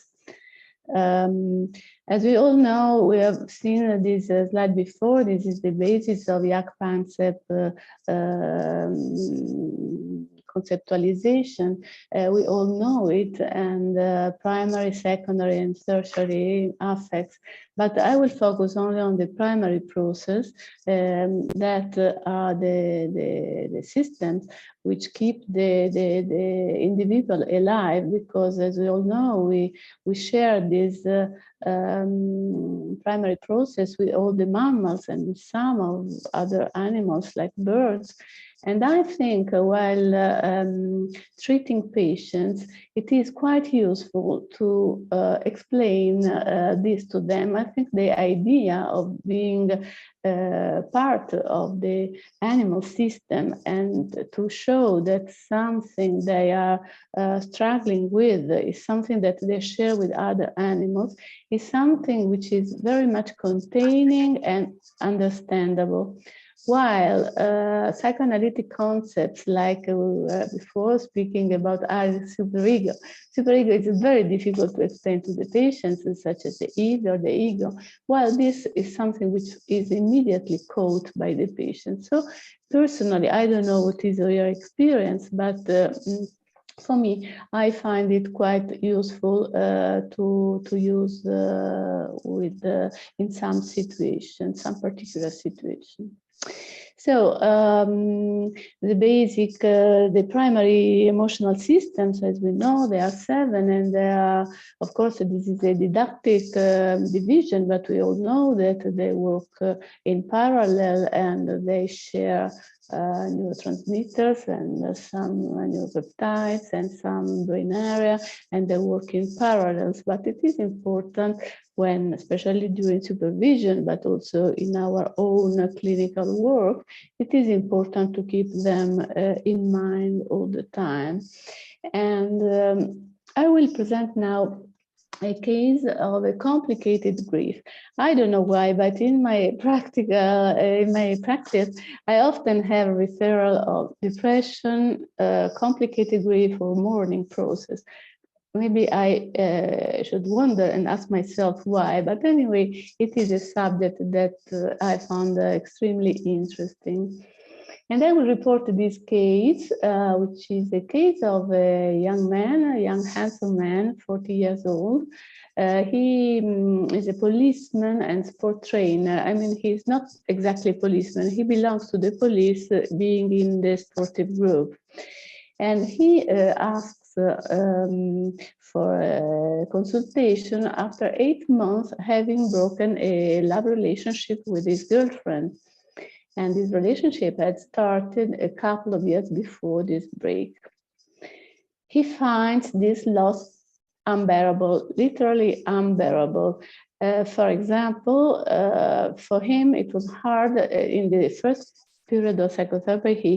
He was in front of me in vis-a-vis, and he couldn't literally, he couldn't stay seated. He had to move sometimes inside the room. And so he's angry to this girl. He thinks that she has been probably unfaithful, not caring, frivolous. Nevertheless, he misses her very dearly. His feelings oscillate between sadness and rage, and in this oscillation, it is clear that there is a difference between the loss of the object and the narcissistic wound, and it was continuously oscillating between these two aspects. The situation is very painful for this patient, and even if sometimes it is very difficult to me to be in emotional contact with him, as with this particular patient, the significance of his loss sometimes becomes, I perceive it exaggerated. And if you go to this slide and we think about the mind-brain synchrony, I understand why the patient was so manic that it was difficult for me to be on the same length. And so I felt detached and sometimes bored because it was so manic and it was difficult to try to be in emotional contact. And he went on being looking for this girl all the time. And for example, he had 2 car accidents because while he was driving like this, he looked in each car if he could see the girl. The girl was called Anne, if Anne was in another car. And so he had 2 quite bad car crash. And then he was looking for Anne in each bar he went, in each restaurant, in each shop. And it became, in the end, a sort of obsession. And it was clear that the possibility to work through this mourning appears to be crucial for the possibility to work with this patient. So, this is just a vignette, then it's impossible now to go into depth into this case, and the patient went on the treatment went on for several years. But I would like to to show how with this patient, I had in mind, you know, of course, when you work with the psychoanalytical attitude, you will have in your mind the transference, the countertransference, the dreams, sometimes the interpretation, this theme of the loss of the object and the narcissistic wound, which was very clear in this patient. And then we will have in mind the libidinal aspects. So is there the withdrawal of the libido? Is the libido possible to be invested in another object? Or is the libido again on the ego? And so you have a shift to depression. Here we are still in the bereavement, or we can say a complicated grief because it went on for more than 1 year in this condition. And then you will have defense mechanism. For example, in this patient, you had an idealization. So while on the one side he thought to Anne as a unfaithful and frivolous girl, then he thought that she was the best girl in the world, and he missed her so dearly. So you will have all this in mind, but you can also have in your mind the systems, the basic system. So what will you have? That in depression, you will have an hyperactivation of the grief system, while the seeking system will be hypoactivated. In this case, in this particular case of this patient, during the bereavement, you will have a hyperactivation of the grief system and a hyperactivation of the seeking system. In fact, you will see the patient is driving, but he's looking for Anne in each car. So we see how there is an alteration of the systems. There is not a situation which is balanced anymore. The grief system is altered in both situations, bereavement and depression, and how the grief system is altered. We see, for example, this is the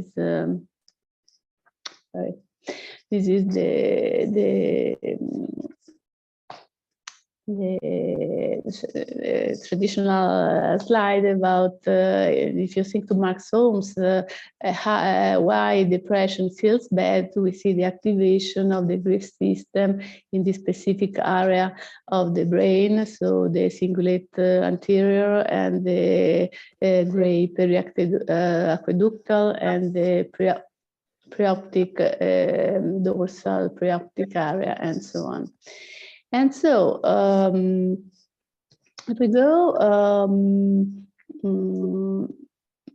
back to the north of idea of the self, he presented Rosa's book, the book that Rosa and Georg Nordhoff wrote together. You see in this patient how, for example, the exteroceptive self was totally cancelled. The patient could only speak about himself, his pain, his suffering, and his loss. Nothing for more than 1 year. It was not possible to say just one single word about something external, a client, a situation, a friend, a parent, nothing. There was only this incredible suffering. And again, we see how there was only self-referentiality. So everything which was outside, it was interceptive and extra-proprioceptive were totally cancelled.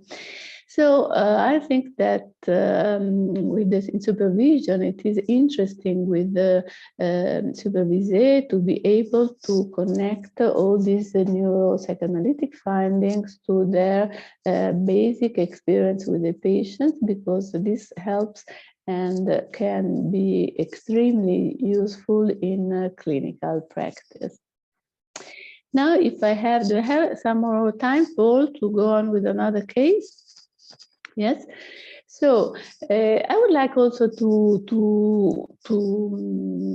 share a clinical vignette of a girl which is a patient of mine, and she's called Rosella, which is Scarlet in English. And she's a very thin girl, age 21, and she looks physically fragile, like if you can, with a blow, you can make her falling down. And she, of course, there is also a secondary, let's say, compensated eating disorder. She's very, very thin. And after completing her high school, she went to another town to start her university. And apparently she loved to stay on her own, but progressively she increased the smoking joints.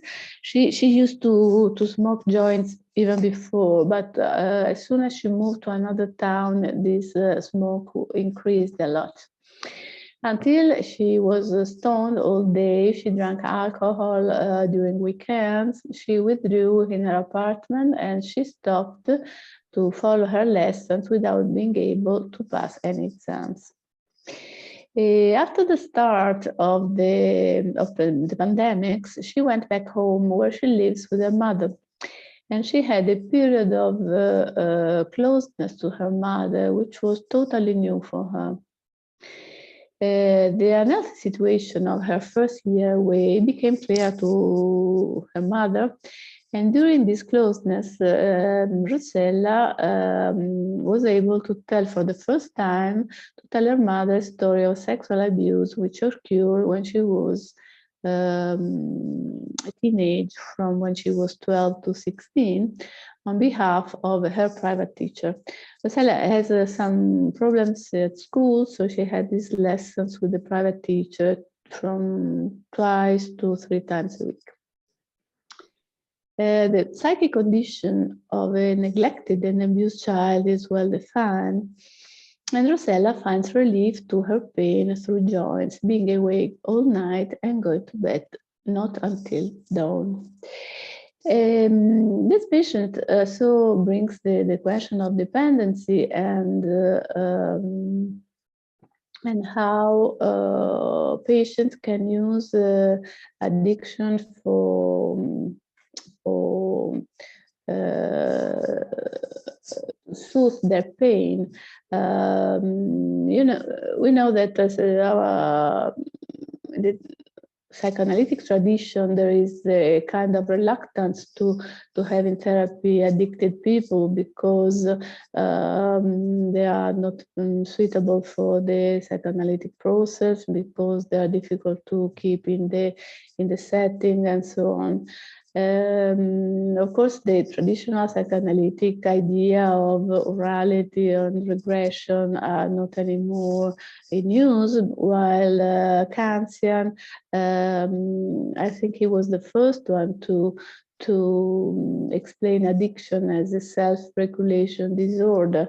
So these patients use drugs to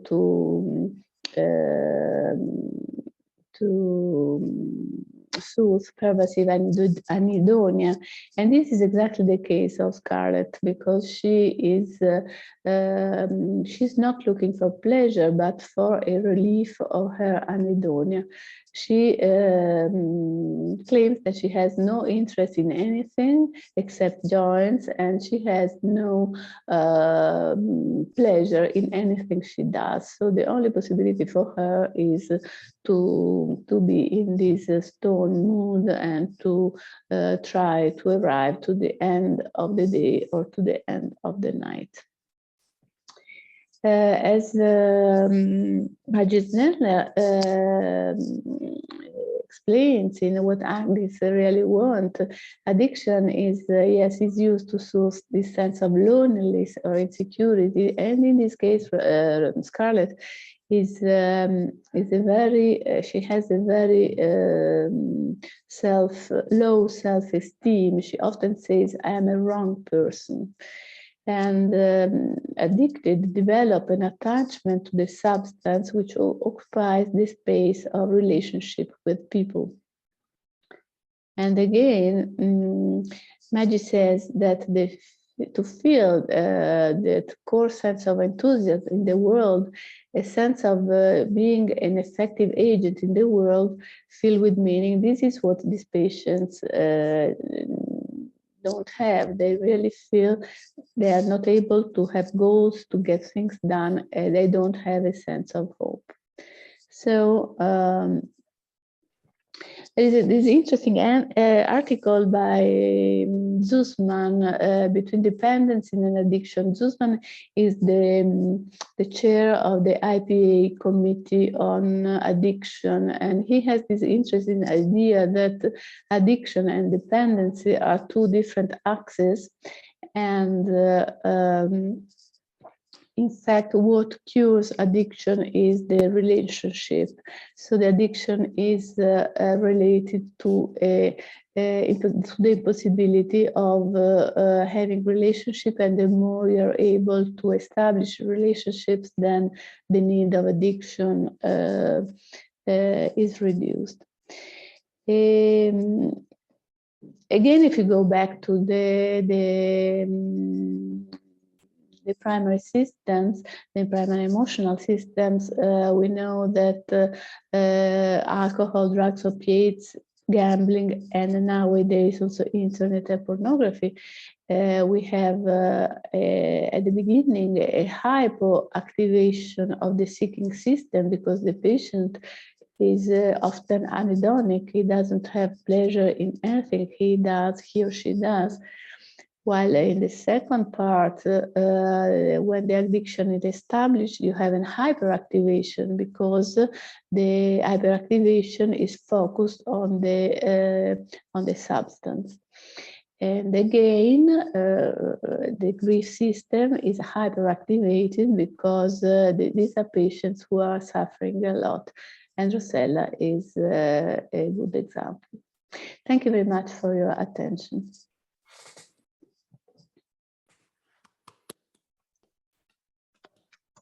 Well done, Claudia. It was a beautiful presentation. Very rich and very generous of you to share that clinical information. And I think it really did tie together and help to illustrate many of the ideas that we've encountered today. And I'm thinking about, I'm not sure if people have had an opportunity to watch Mark's presentation to I think it's to the British Psychotherapy Association recently during the week, and in it he makes the statement that attachment is addictive. It's it's an addictive process, attaching to somebody and loving somebody.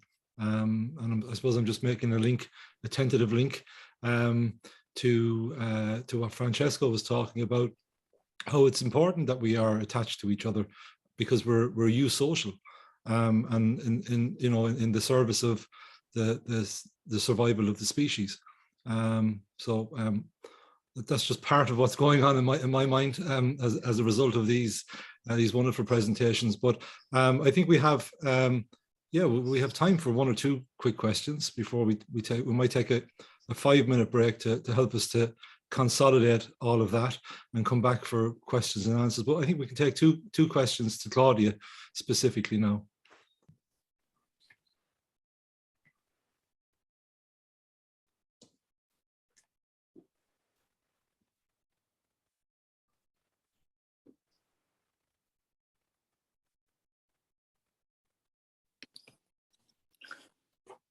Hi, Michelle.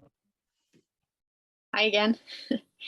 Thank you so much to Claudia and to everyone for such thought-inspiring presentations. I guess this is more of a comment because and hopefully it's integrative, because I'm also thinking object relations theory and how the substance can be seen as an object, and it's the ideal object. It's always there. It doesn't talk back. The person can control it.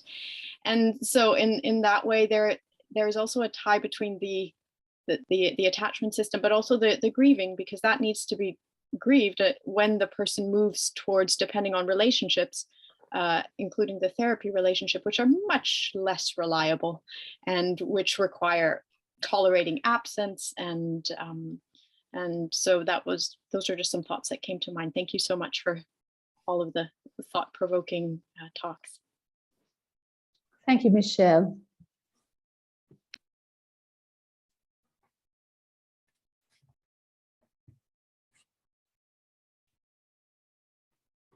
Maybe I can add that with this particular patient, Scarlett,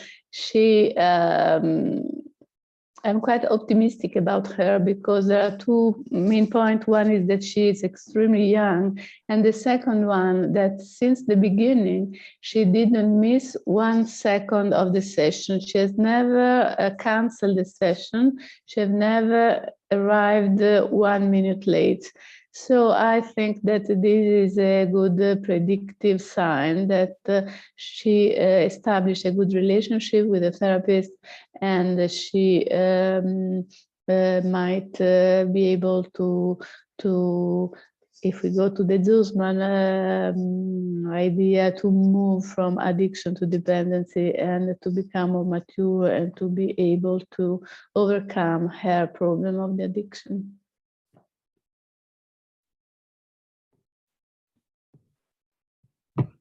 Helena. Hi, Helena, please unmute yourself. Hi, thank you. Am I unmuted? Yes. Thank you. I'd just like to go back to something you said very early on, where you were talking about, you know, how helpful it was to actually speak to your patients about the notion of being an animal amongst the other animals, about that world. And you know, speaking about that in the in sessions. And also I was wondering if you also do that in relation to explaining, say, what the process might be in a complicated, complex grief situation. You know, that there's this. I was just intrigued by your noticing actually that he was searching. Luca, he was searching at the same time as, you know, he was feeling bereaved of his object, but searching at the same time, not losing interest in the world.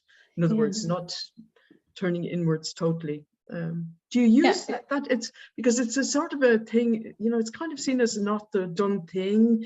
It's seen as sort of educational, but I actually, the notion of speaking about us as not the patient as an animal amongst all, but us as animals, that we have an animal, that we are social animals. I do it myself, but I would be a little wary about telling a lot of my colleagues that I do that. But I have actually spoken about, you know, I have actually talked about, you know, that we are to someone who maybe is experiencing horrific. Probably for the animals, humans is a bad word. I just was, it really does intrigue people actually, and captures something of being part of a system and a social system, instead of the inward looking, always thinking that this is just me, that this is a horrible, I'm a terrible person, this is a terrible feeling. It's very, very useful actually. Yeah. Yeah. You're the first person I ever heard talking about it. Yeah, but I think it is useful because often patients feel, you know, quite, I don't know how to say in English, but they are guided by their emotions, and they don't know what these emotions, and they are painful and they don't know where to go.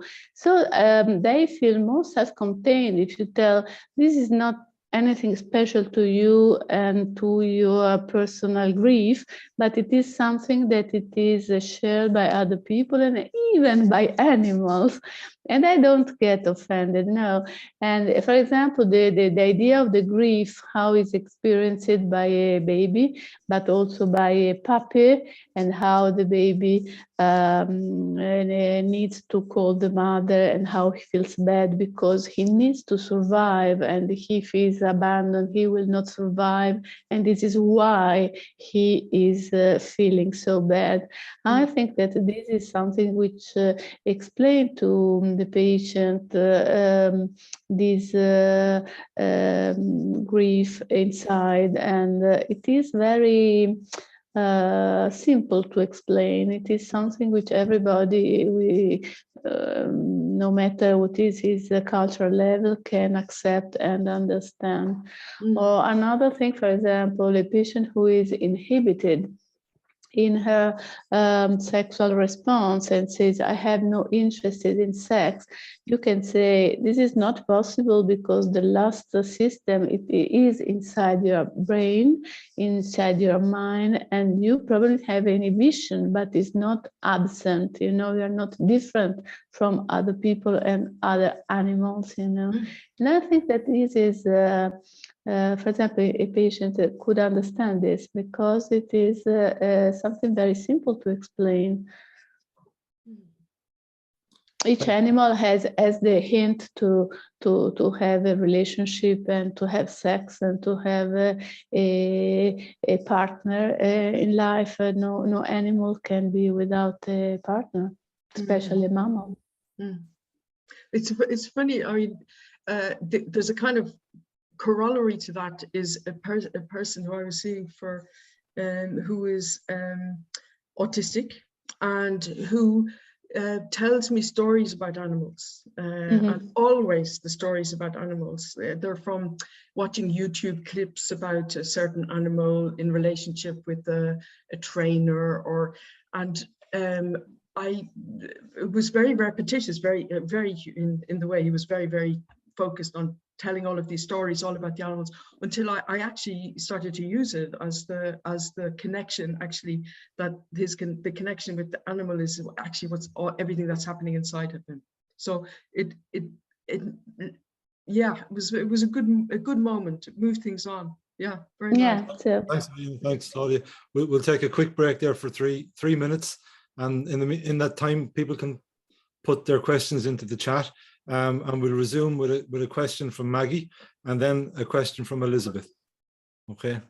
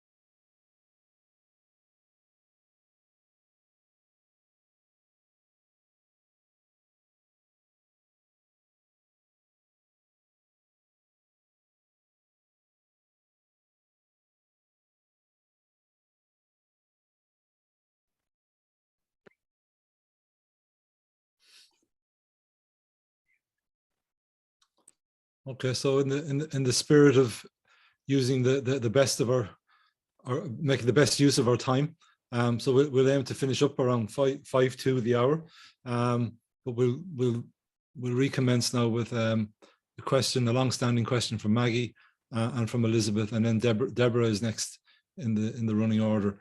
There are a couple of questions in the chat, but I think they're more informational and requests for information from people, and maybe some of our audience friends and colleagues can maybe answer those directly for people. Maggie, would you like to go ahead? Yeah. So I have like one conceptual thing to say and then one very practical thing. So, I mean, first of all, I agree with Hessel, what he said in the chat, like that this meeting has been so much more in a way than the topic implies. But I think that there's something very meaningful about that, because I'm realizing now that in really getting down to some of the nuts and bolts of how to write about a case, how to talk with somebody else who is treating somebody, it literally requires having a model. So we're necessarily engaged in fleshing out a neuropsychoanalytic model in order to be able to write about something neuropsychoanalytically. So that's sort of a revelation. And I really appreciated, Irith, your point about that we can enjoy the not knowing part of it, and we must cultivate that in order to be brave and explore and be vulnerable together. And so in that spirit, and also I just feel like what a beautiful thing for me, I'm thinking about these things and running these events, and then to hear from you guys and to like really witness how much parallel harmonious thinking is happening. But more importantly, the presentations that you guys each made today shows how deeply people are working through and developing these ideas. So you guys are making really an incredible contribution to our whole community by the presentations that you gave today. And so on the conceptual level, like I was saying, that the idea of working through encompasses many, many different levels. It sort of integrates everything that each of the speakers today talked about. It's very vast because in order to think about working through neuropsychoanalytically, we have to have a model of one brain in one person in interaction with at least one other person, but coping with all of the things that affected the development in the person's family and their culture and their current circumstances. And, so it's a very big thing, but we're crossing the threshold into being able to actually say very meaningful, productive things about the working through process. So I wanted to say that conceptually. And then on a practical level, from an organizational point of view, the Neuropsychoanalysis Society, we're not yet able to like really instantly jump into a program of creating and supporting writing groups, though we might do that. But so for today, I really encourage those of you who are interested in forming a new group along the lines that Irith talked about, particularly those of us who are in the Americas, and our morning is too early, their morning is too early for us. I would encourage you guys to check in with each other in the chat, exchange emails. If anybody, what I will say that we can easily do is if any of you is interested in taking the lead and starting a writing group, then we'd be very happy to publicize that so that other people could contact you. So I hope that's a very concrete takeaway. And finally, I'll just say that Paul Moore is an associate editor of the journal. I'm a former managing editor of the journal. So if any of you want to write for the journal, you'll experience a very friendly welcome. I can pretty much guarantee. So thank you, guys. That was amazing. Thanks, Maggie. Would anyone like to respond to Maggie? Any of the panelists, the presenters?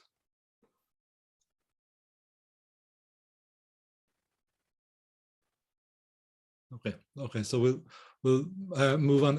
Elizabeth, you might like to unmute yourself, please.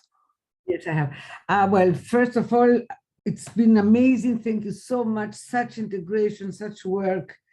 I'd just like to round and ask a bit, Edith, you spoke about these groups and about choosing a patient and about choosing an axis or a line of development. I'd like to know if, my situation is different. I had a collection of case histories, which I could not understand only in psychoanalytic terms. And I've been struggling, finding a lot of help in neurosciences, but then I needed more, and I happened to find it in physics. And of course, my mind is a bit muddled, but there are certain lines. I just wanted to say, to ask for help in terms of organizing different axes or different principles that seem to work, but at the same time, they all seem to come together. Francesco, I wanted to thank you so much. This figure, which you use, this image of the topological rather than metric organization that helps to explain interactions and in a sense to prevent entropy. There is a piece of work on those case histories, which is intercultural interventions.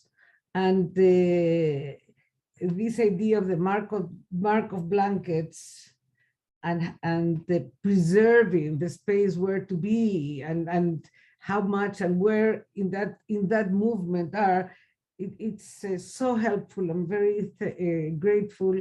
And these drawings are, I found these drawings, the drawings of these dynamics, even in ceramics and textiles, particularly for cultural transition points. And it was so helpful to implement it in a particular intervention that made so much sense to people, the same as Claudia was saying, when we convey that we're animals and people or parents of children find such relief to be able to see what's happening rather than feel bad about it.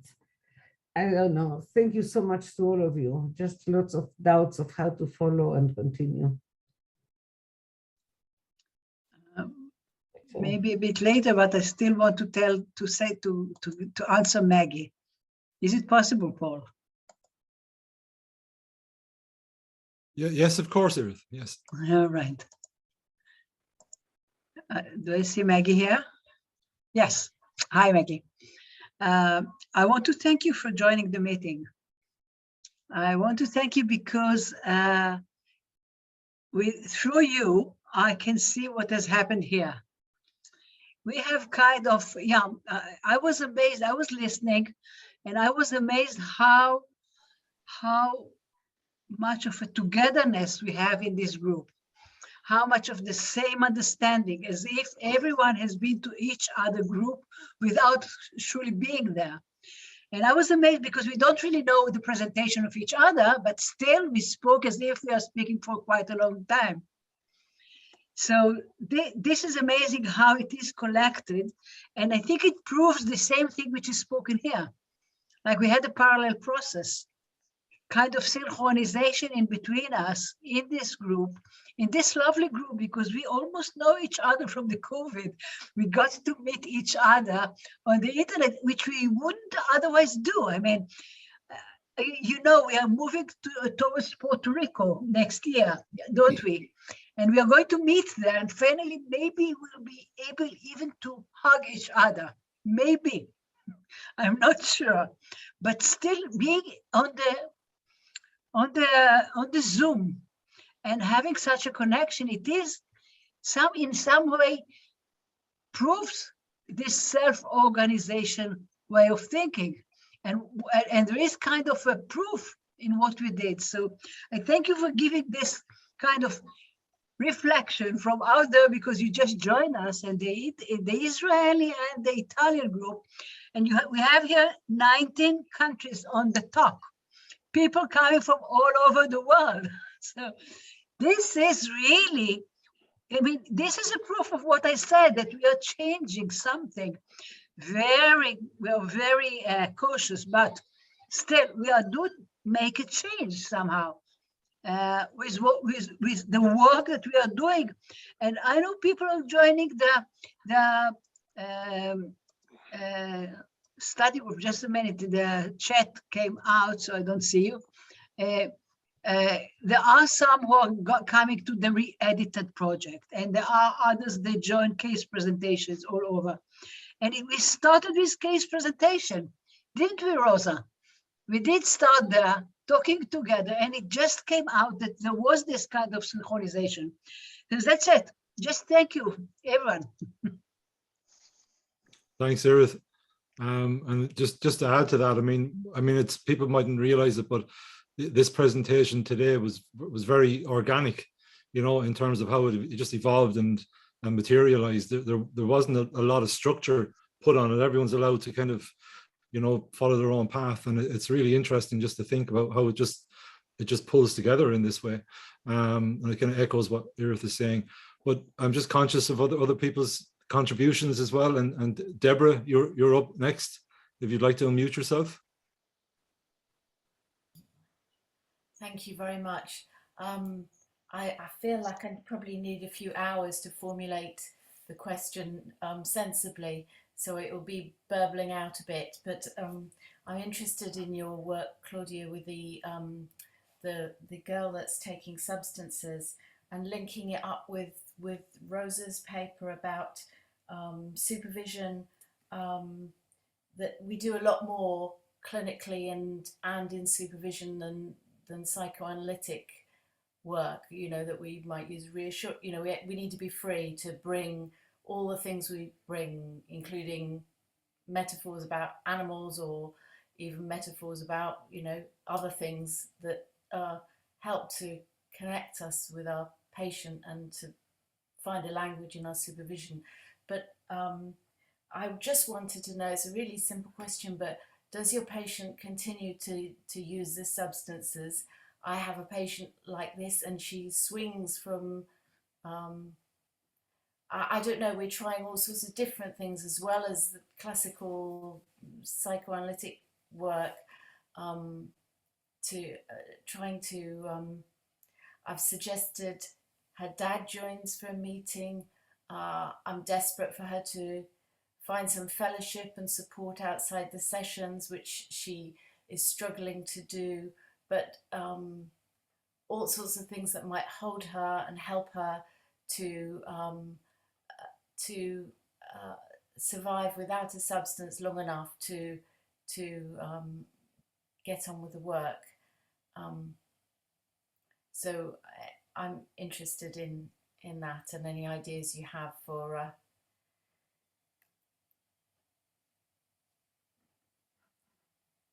you're on mute. Yeah, Deborah, I think that these patients are very challenging and difficult, and this is why our psychoanalytic colleagues are reluctant to accept them because they're really challenging. I understand what you say. In this particular case, with the patient, the work was to wait for her to be able to understand and to perceive her emotions and to be able to communicate them, because at the beginning, the sessions for a long time, for several months, were mostly saying, oh, well, I don't know. Yes, no, yes, what do you think? She didn't say anything connected to her own internal world, inner world. And as soon as she started to being able to this communication, I must say that she had an interruption with the substance. It took a long time. At the moment, the patient has stopped, but of course, I don't feel confident for the future. I mean, I'm confident for the long-term future. Maybe this is only an interruption for a certain time, but anyway, it is a good goal. I encourage her very much to buy a dog. And in terms of animals, we are speaking of, and this little dog she bought started to become a profound relationship for her, and a substitution with of other relationships.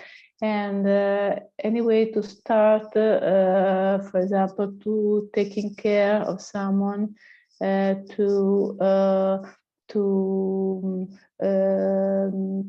try to understand someone else's feelings, how the dog feels when it's a puppy, what are their needs, and this helped her a lot to be more in contact with her own feelings. And so, if it is possible, I think that patients of this kind should be always encouraged to have a pet in their house, because this helps. Anyway, the pet therapy is now very much on fashion, but it is true. I mean, it is something that can give a good help.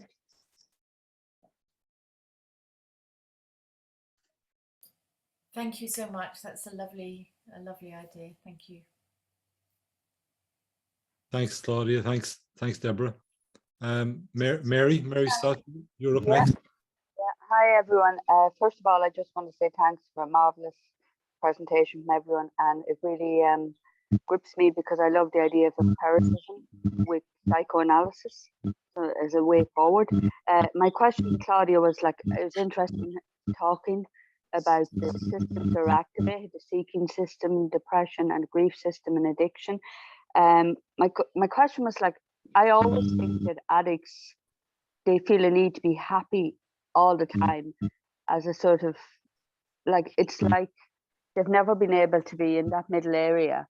I guess that's one part, but the other part is that how do we work so they don't become addicted to, it's well known that addicts, if they're addicted to one thing, they can develop a dependency on something else. And so Mary, can you speak a bit more slower? Oh, sorry. Because also the audio is a bit disturbed, so can you speak slowly? Yeah, I'm just wondering, Claudia, how do we help addicts not become totally addicted to the therapist then, as such, or the therapy, as a sort of as something that holds them, because it's well known that addicts go from one addiction to another. Yeah. And the other thing is, sorry, there is a lot of confusion. Paul, can you help us? I think Mary, your line is quite disturbed, quite distorted. So I might just summarize your question to Claudia. And Paul, just to say, there's always a connection between addiction and bipolar disorder as well. Just that was all. Okay, thanks, Mary. We only caught little bits of that. So I might just redirect the question from the chat to Claudia. So Mary's main question, Claudia, was, do addicts feel a need to be happy and as a defense against loneliness? Mm-hmm. Yeah, I think it's very interesting, this psychiatrist, Kantian, which I quoted in my slides. He made an interesting research. He devoted his whole life to addiction, and it is very interesting the parallels he made to the personality of the addicted and the kind of drug he chooses. So you will have people who want more excitement, people who want to be relaxed, people who want different relief for their inner pain. I think that some drugs, in particularly opiates, I don't know if you have any experience. Heroin, for example, is one of the best sensations I have tried in my life, but of course, you know, the price you pay for that happiness. And the problem is that the hint that addicts feel is in fact the poorness of relationship. Until this particular case, like Rosella, was really anhedonic. They have no pleasure in any kind of life pleasure, like food, for example, or any other thing, so sex or having all the pleasure that life offers are somehow denied to this kind of patients. So the work is very long with them, trying to reestablish connection, not only with other people and animals and the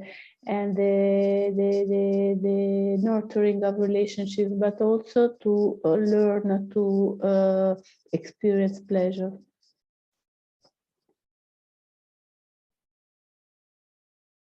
Thanks, Claudia. Can I say something, Paul? We have time? Yes, Rosa, we have plenty of time. Okay, no, just something about the supervision and the working through, okay? And because I think the supervision is not how to, it's not about education. We cannot learn how to stay close to the patients, close to the patients, reading a book. We need to share our experience, clinical experience. And I repeat, we don't need just to bring inside the supervision just one model, because sometimes with different patients, we need to use different models. And about the working through, Maggie, maybe we can talk about this sometimes, okay, another times. It's really interesting, because if you think about the flock, Francesco showed us this flock, the movement of the flock. In any time we cannot define exactly the position of the single bird. No, we know the movement, the entire movement, but the single position of the single bird inside the flock is really hard to understand and to define, okay, mathematically speaking, okay. So this is sometimes I think about the working through like this movement. We can follow the patients, we can follow the couple, supervisor and supervisor, but we cannot say exactly where we are at that moment. So I think we have two different kinds of working through. One working through, I put it inside the secondary process. This is about silent transformation of the self, silent transformations of the procedure, silent transformation of the automatism. So this is silently the patients change something. And sometimes we stay with the patients for long time and nothing happens, nothing. We say, oh my God, this is still at the same time 2 years ago. And then suddenly something changes. This is the silent working through. Then we have another working through. The working through by dream, the working through by interpretation, explanation, the exchange from therapist between client, between the patients. So this is, I think we have a different working through. About Hessel, you said, oh my God, again, we put the id in the unconscious system. I don't want to also think about the id, the ego, the superego. I don't like to think about them as object. I think about, and so means region mind and region brains. I think about connectivity, connection between regions, connection between unconscious, conscious. So we need to think about the brain and the mind as a dynamic system, as the flock. We don't need to know exactly the position of the bird. Thank you very much, Francesco. We need to know sometimes the entire movement. This is my idea, metaphoric idea about the brain and the mind. We need to think more dynamically speaking. I don't know if we can say dynamically speaking in English, okay? Paul, may I say something? Yes. The flock, yes. But what, in my opinion, what is really the future, even of psychoanalysis and neuropsychoanalysis, is exactly to reach this level of formalization, I would say, and mathematical formulation that would allow eventually computer simulation of psychic phenomena. That means to be able to build up a digital twin, no, of the brain and of brain functions. Why? What do you say about the flock? No, the flock, that is not possible to define exactly the position of each bird inside the flock. Exactly what was made experimentally in this paper by Parisi, I mentioned. They had an enormous amount, let's say, of technical tools and computerized tools in order to exactly detect what you said. And from that observation, they were able to propose an alternative theory that is the topological position. So it's something based on data. That's exactly the step we have to begin. Otherwise, we will stuck to confronting theories without any possibility to really find what is better. That's not talking about truth. It's about what is better. So that's the step. That's the methodological stance of scientific methodology. Something that is still to be reached, in my opinion, but that's the way, in my opinion. For example, what I say about multiple blankets, no? We say this model of togetherness, how it works, is useful for supervision because in my experience, personal experience with patient and as well with the supervisee, we have to get back from theories at a certain level of the exchange and be back to data. Data are emotional impression based on narratives, of course, about what happened inside the session. To be very close to single details, I try to never accept for granted definition like, well, I was just nervous. Nervous, no, let's go deep. Tell me what exactly you felt in that situation. In this way, you uncouple the top-down priors. In that way, maybe you have the surprise, let's say, in the sense that you really detect the emotions behind. There are normally words, no, in this sense. Nervous, no, I was very angry. I was furious. But we have to go down at this level to the body sensation, sensory samples, propositive sensory samples, and so on.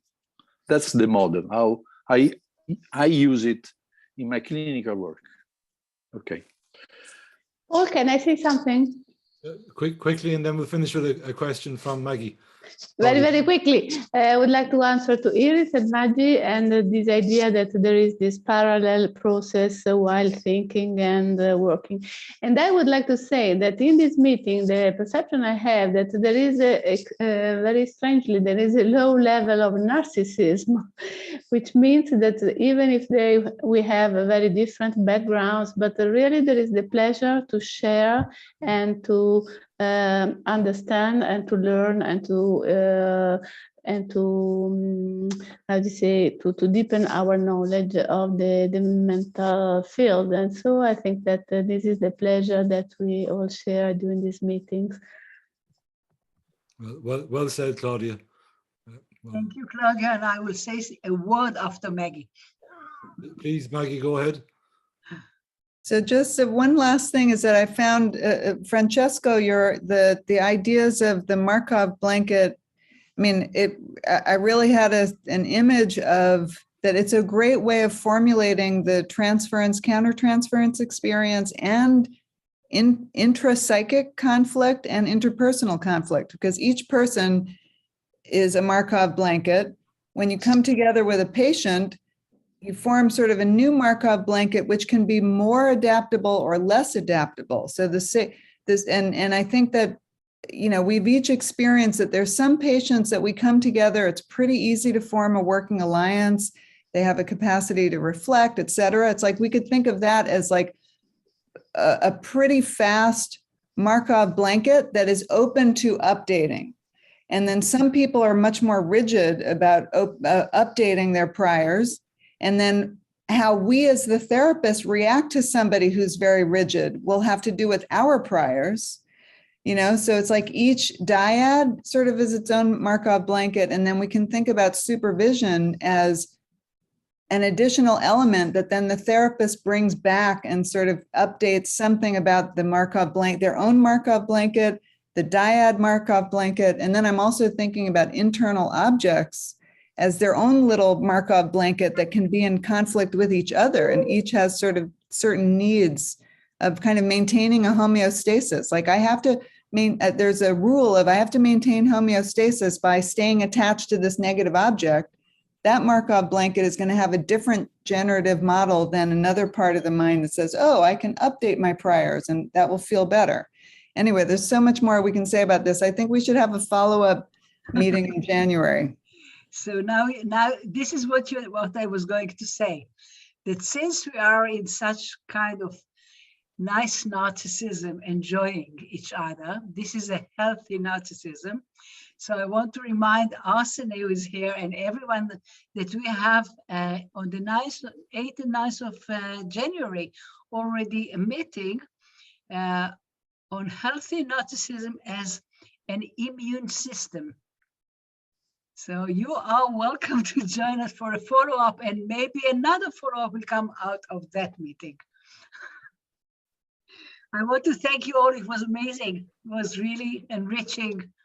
Thank you all for the questions and for the presentations. And Paul, for your amazing way of leading us through. Very easy to lead you. And Francesco and Claudia and Rosa. Thank you all. Yeah, I mean, we can finish there, but I think I can hang around for 10 minutes. I'm not sure if people want to hang around and chat informally. Irith, I will be here. We studied something from Maggie that we'll have another 10 minutes later. Yeah. And then we dance. I believe we have to dance then, don't we, Maggie? Maggie, could you come to Maggie, may you come to Rome in January? No? Yeah, come. I'm dying to come to Rome. I think I feel a little too soon to travel internationally, but Puerto Rico I'll see you guys. And then after that, I want to come to Italy. We should all go to Italy, not just me. You're welcome. We have Paul, Nikolai, Irit. So come. I think we'll just bring the meeting to a formal close, and just to say that I think that I'd like to propose to the group that we could have a separate webinar on each presentation. I think it's, there's enough there, I think, for further webinars. Just put it out there. With pleasure. It's been challenging, but with pleasure. Challenging as well. Yeah. Please. This is time to separate as well. I mean, we can all stay. To separate is always painful. Well, exactly. Our secure style attachment. Well, we go away with such nourishment. Yeah. Maybe we plan another webinar around, Irit, when, we plan another webinar. Just give us a minute to breathe. I understood there would be some webinar about the Dynamic Self book. Yeah, this is mine. No, Yeah? no. Yeah. Yeah, We okay, have this one. is my book. In We are February, the planning. Irish We are group, planning. Hazel. In This March, is going to be amazing. I This think is in on March, Irit, no, in March. Irit, you are planning the presentation in March. Yes, we do, with Carlo Rovelli and others as well. It will be very interesting. Because I think One in February with the Irish group as well, Hazel. And in February with Paul. and Very popular. it will be possible to join it with Zoom. Yeah. Fine, you meet me there. Yes. Or maybe you come to Italy as well. And maybe Maggie would like to come as well. Globetrotters. Okay. Yeah, Okay. but of course, a lot of play is here and enjoyment, which is very important, especially in these days. Yes. Well, hopefully in Rome it will be in person. Hopefully things will not get worse. But if not, we welcome all of you in Rome on January 22nd. Thank you, Claudia. I enjoy to be in presence, but I know maybe it's not easy to travel at this time. So we have this hybrid form, but we would like to meet the people, the colleagues, because you missed so much during these 2 years. We missed our conference. So this time we would like to be in person in Rome. If is it possible, it's a chance. We don't know. Maggie, can you repeat us the dates of Puerto Rico? Maggie? Can you repeat us the dates of Puerto Rico? Oh, I thought you were asking. Yeah, so July 14th to 16th. So the Congress itself is Thursday to Saturday. The keynote speaker is Nancy McWilliams. And so far, almost all of the people who were going to present in 2020 have said yes to traveling. So we have a really good, at least 90% of the presenters are still able to come. So I hope that means that a lot of people will feel comfortable traveling in the summer. The wonderful thing about Puerto Rico is that it's warm there. So we can wear masks indoors, and all of our coffee breaks and lunch will be outdoors. So that will be safe. And yes, also, and then in July, the new variant will be fine, hopefully. Yeah. Each variant is going to get milder and milder. Let's predict that. Hope that it turns out to be true. Yes. Great characters, I think. Yeah. I suppose you're going to get the third vaccination, which is the one that is going, as the research here in Israel is that it will stand to the Omicron, and let's hope for the future as well. The virus wants to survive as well. What? The virus? The virus needs to survive as well, so it will not want to kill us. Of course. we know. It will become part of our DNA sooner or later. Yes. That's for sure. That's proved. Yeah. Okay. All right then. Okay. Okay. Ciao. Ciao. Bye. Bye, Everyone. Bye bye. Ciao, ciao. Bye bye. Bye bye. See you in January. Paul, see you. Ciao, ciao. Buona Ciao, serata. ciao. Ciao, Ciao, ciao. Bye, everyone. Maybe. Bye. Bye. Bye. Ciao, Dada. Where is Dada? Ma vieni a gennaio? Dada. Yeah? You come in January? You come to Rome? Yeah. Wow. I love it so much. Come back home. Okay. Okay, that was great, really. Yes. Hi, Michelle. Goodbye. Thank you very much, Irit. Thank you Bye, very much, Michelle. Paul. Thank you all, really. Thank you, Dada. And Paul, it was really amazing the way you led us. Yeah, he's a very nice chair. Yeah, Like I said, it was easy with your narcissisms in check. It was very easy. And we could understand you, okay? Oh, This time. Yeah. It's very good. Each webinar you are getting better, Paul. We're attuning. We're attuning. Your English is getting better, Paul. Your English is getting much better. Yeah. Your English improve. I'm okay as long as I'm not speaking to another Irish person. That's when you can't. Yeah. But I studied when I was an adolescent. I studied English in Dublin. Whereabouts? Where did you stay? Do you remember? I lived in Hove. Oh, very... and I went to school in Dublin in a school, but I can't remember the name. But yeah, it was a wonderful, wonderful staying. And I visited all Ireland hitchhiking. Oh, lovely. This is time to come back to Dublin, Claudia. This is time to come back to Dublin because you know Paul now. Yes. Yes. We'll have to organize something. Yeah, I'm a bit afraid to find Ireland too much change, because I have a memory as a wonderful country, especially Connemara and the Donegal and Cork. They're all pretty much unchanged, Claudia. I hope so, yeah. Dublin has changed, but... Yeah, Galway was a lovely town. I mean, I remember it as a dream, yeah. Okay, next webinar in Dublin. Okay? In Dublin, yes. Next Rome conference is Dublin conference.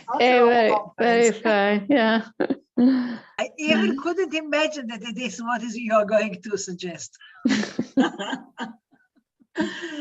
Okay, go. All right. So see you soon. Bye. Thank you, everybody. Thank you, Iris. Thank you so much. Bye, Arsene. Thank you, everyone. Bye. Bye. Bye. Arsene, see you Monday. See you. Yeah. Yeah. See you soon. Bye, Arsene. Bye, everyone. Bye. How are you, Arsene? Everything is okay with you? Yes, it's okay. Thank you. Now you are in Lithuania. Where are you now? Yes, I'm in Lithuania now. I'm okay. Trying to. I've said a few words about your book in Lithuanian Neuropsychoanalytic Association Congress, but it was so short. It was so awfully organized. I've said a couple of words, but I'm not sure somebody had heard something.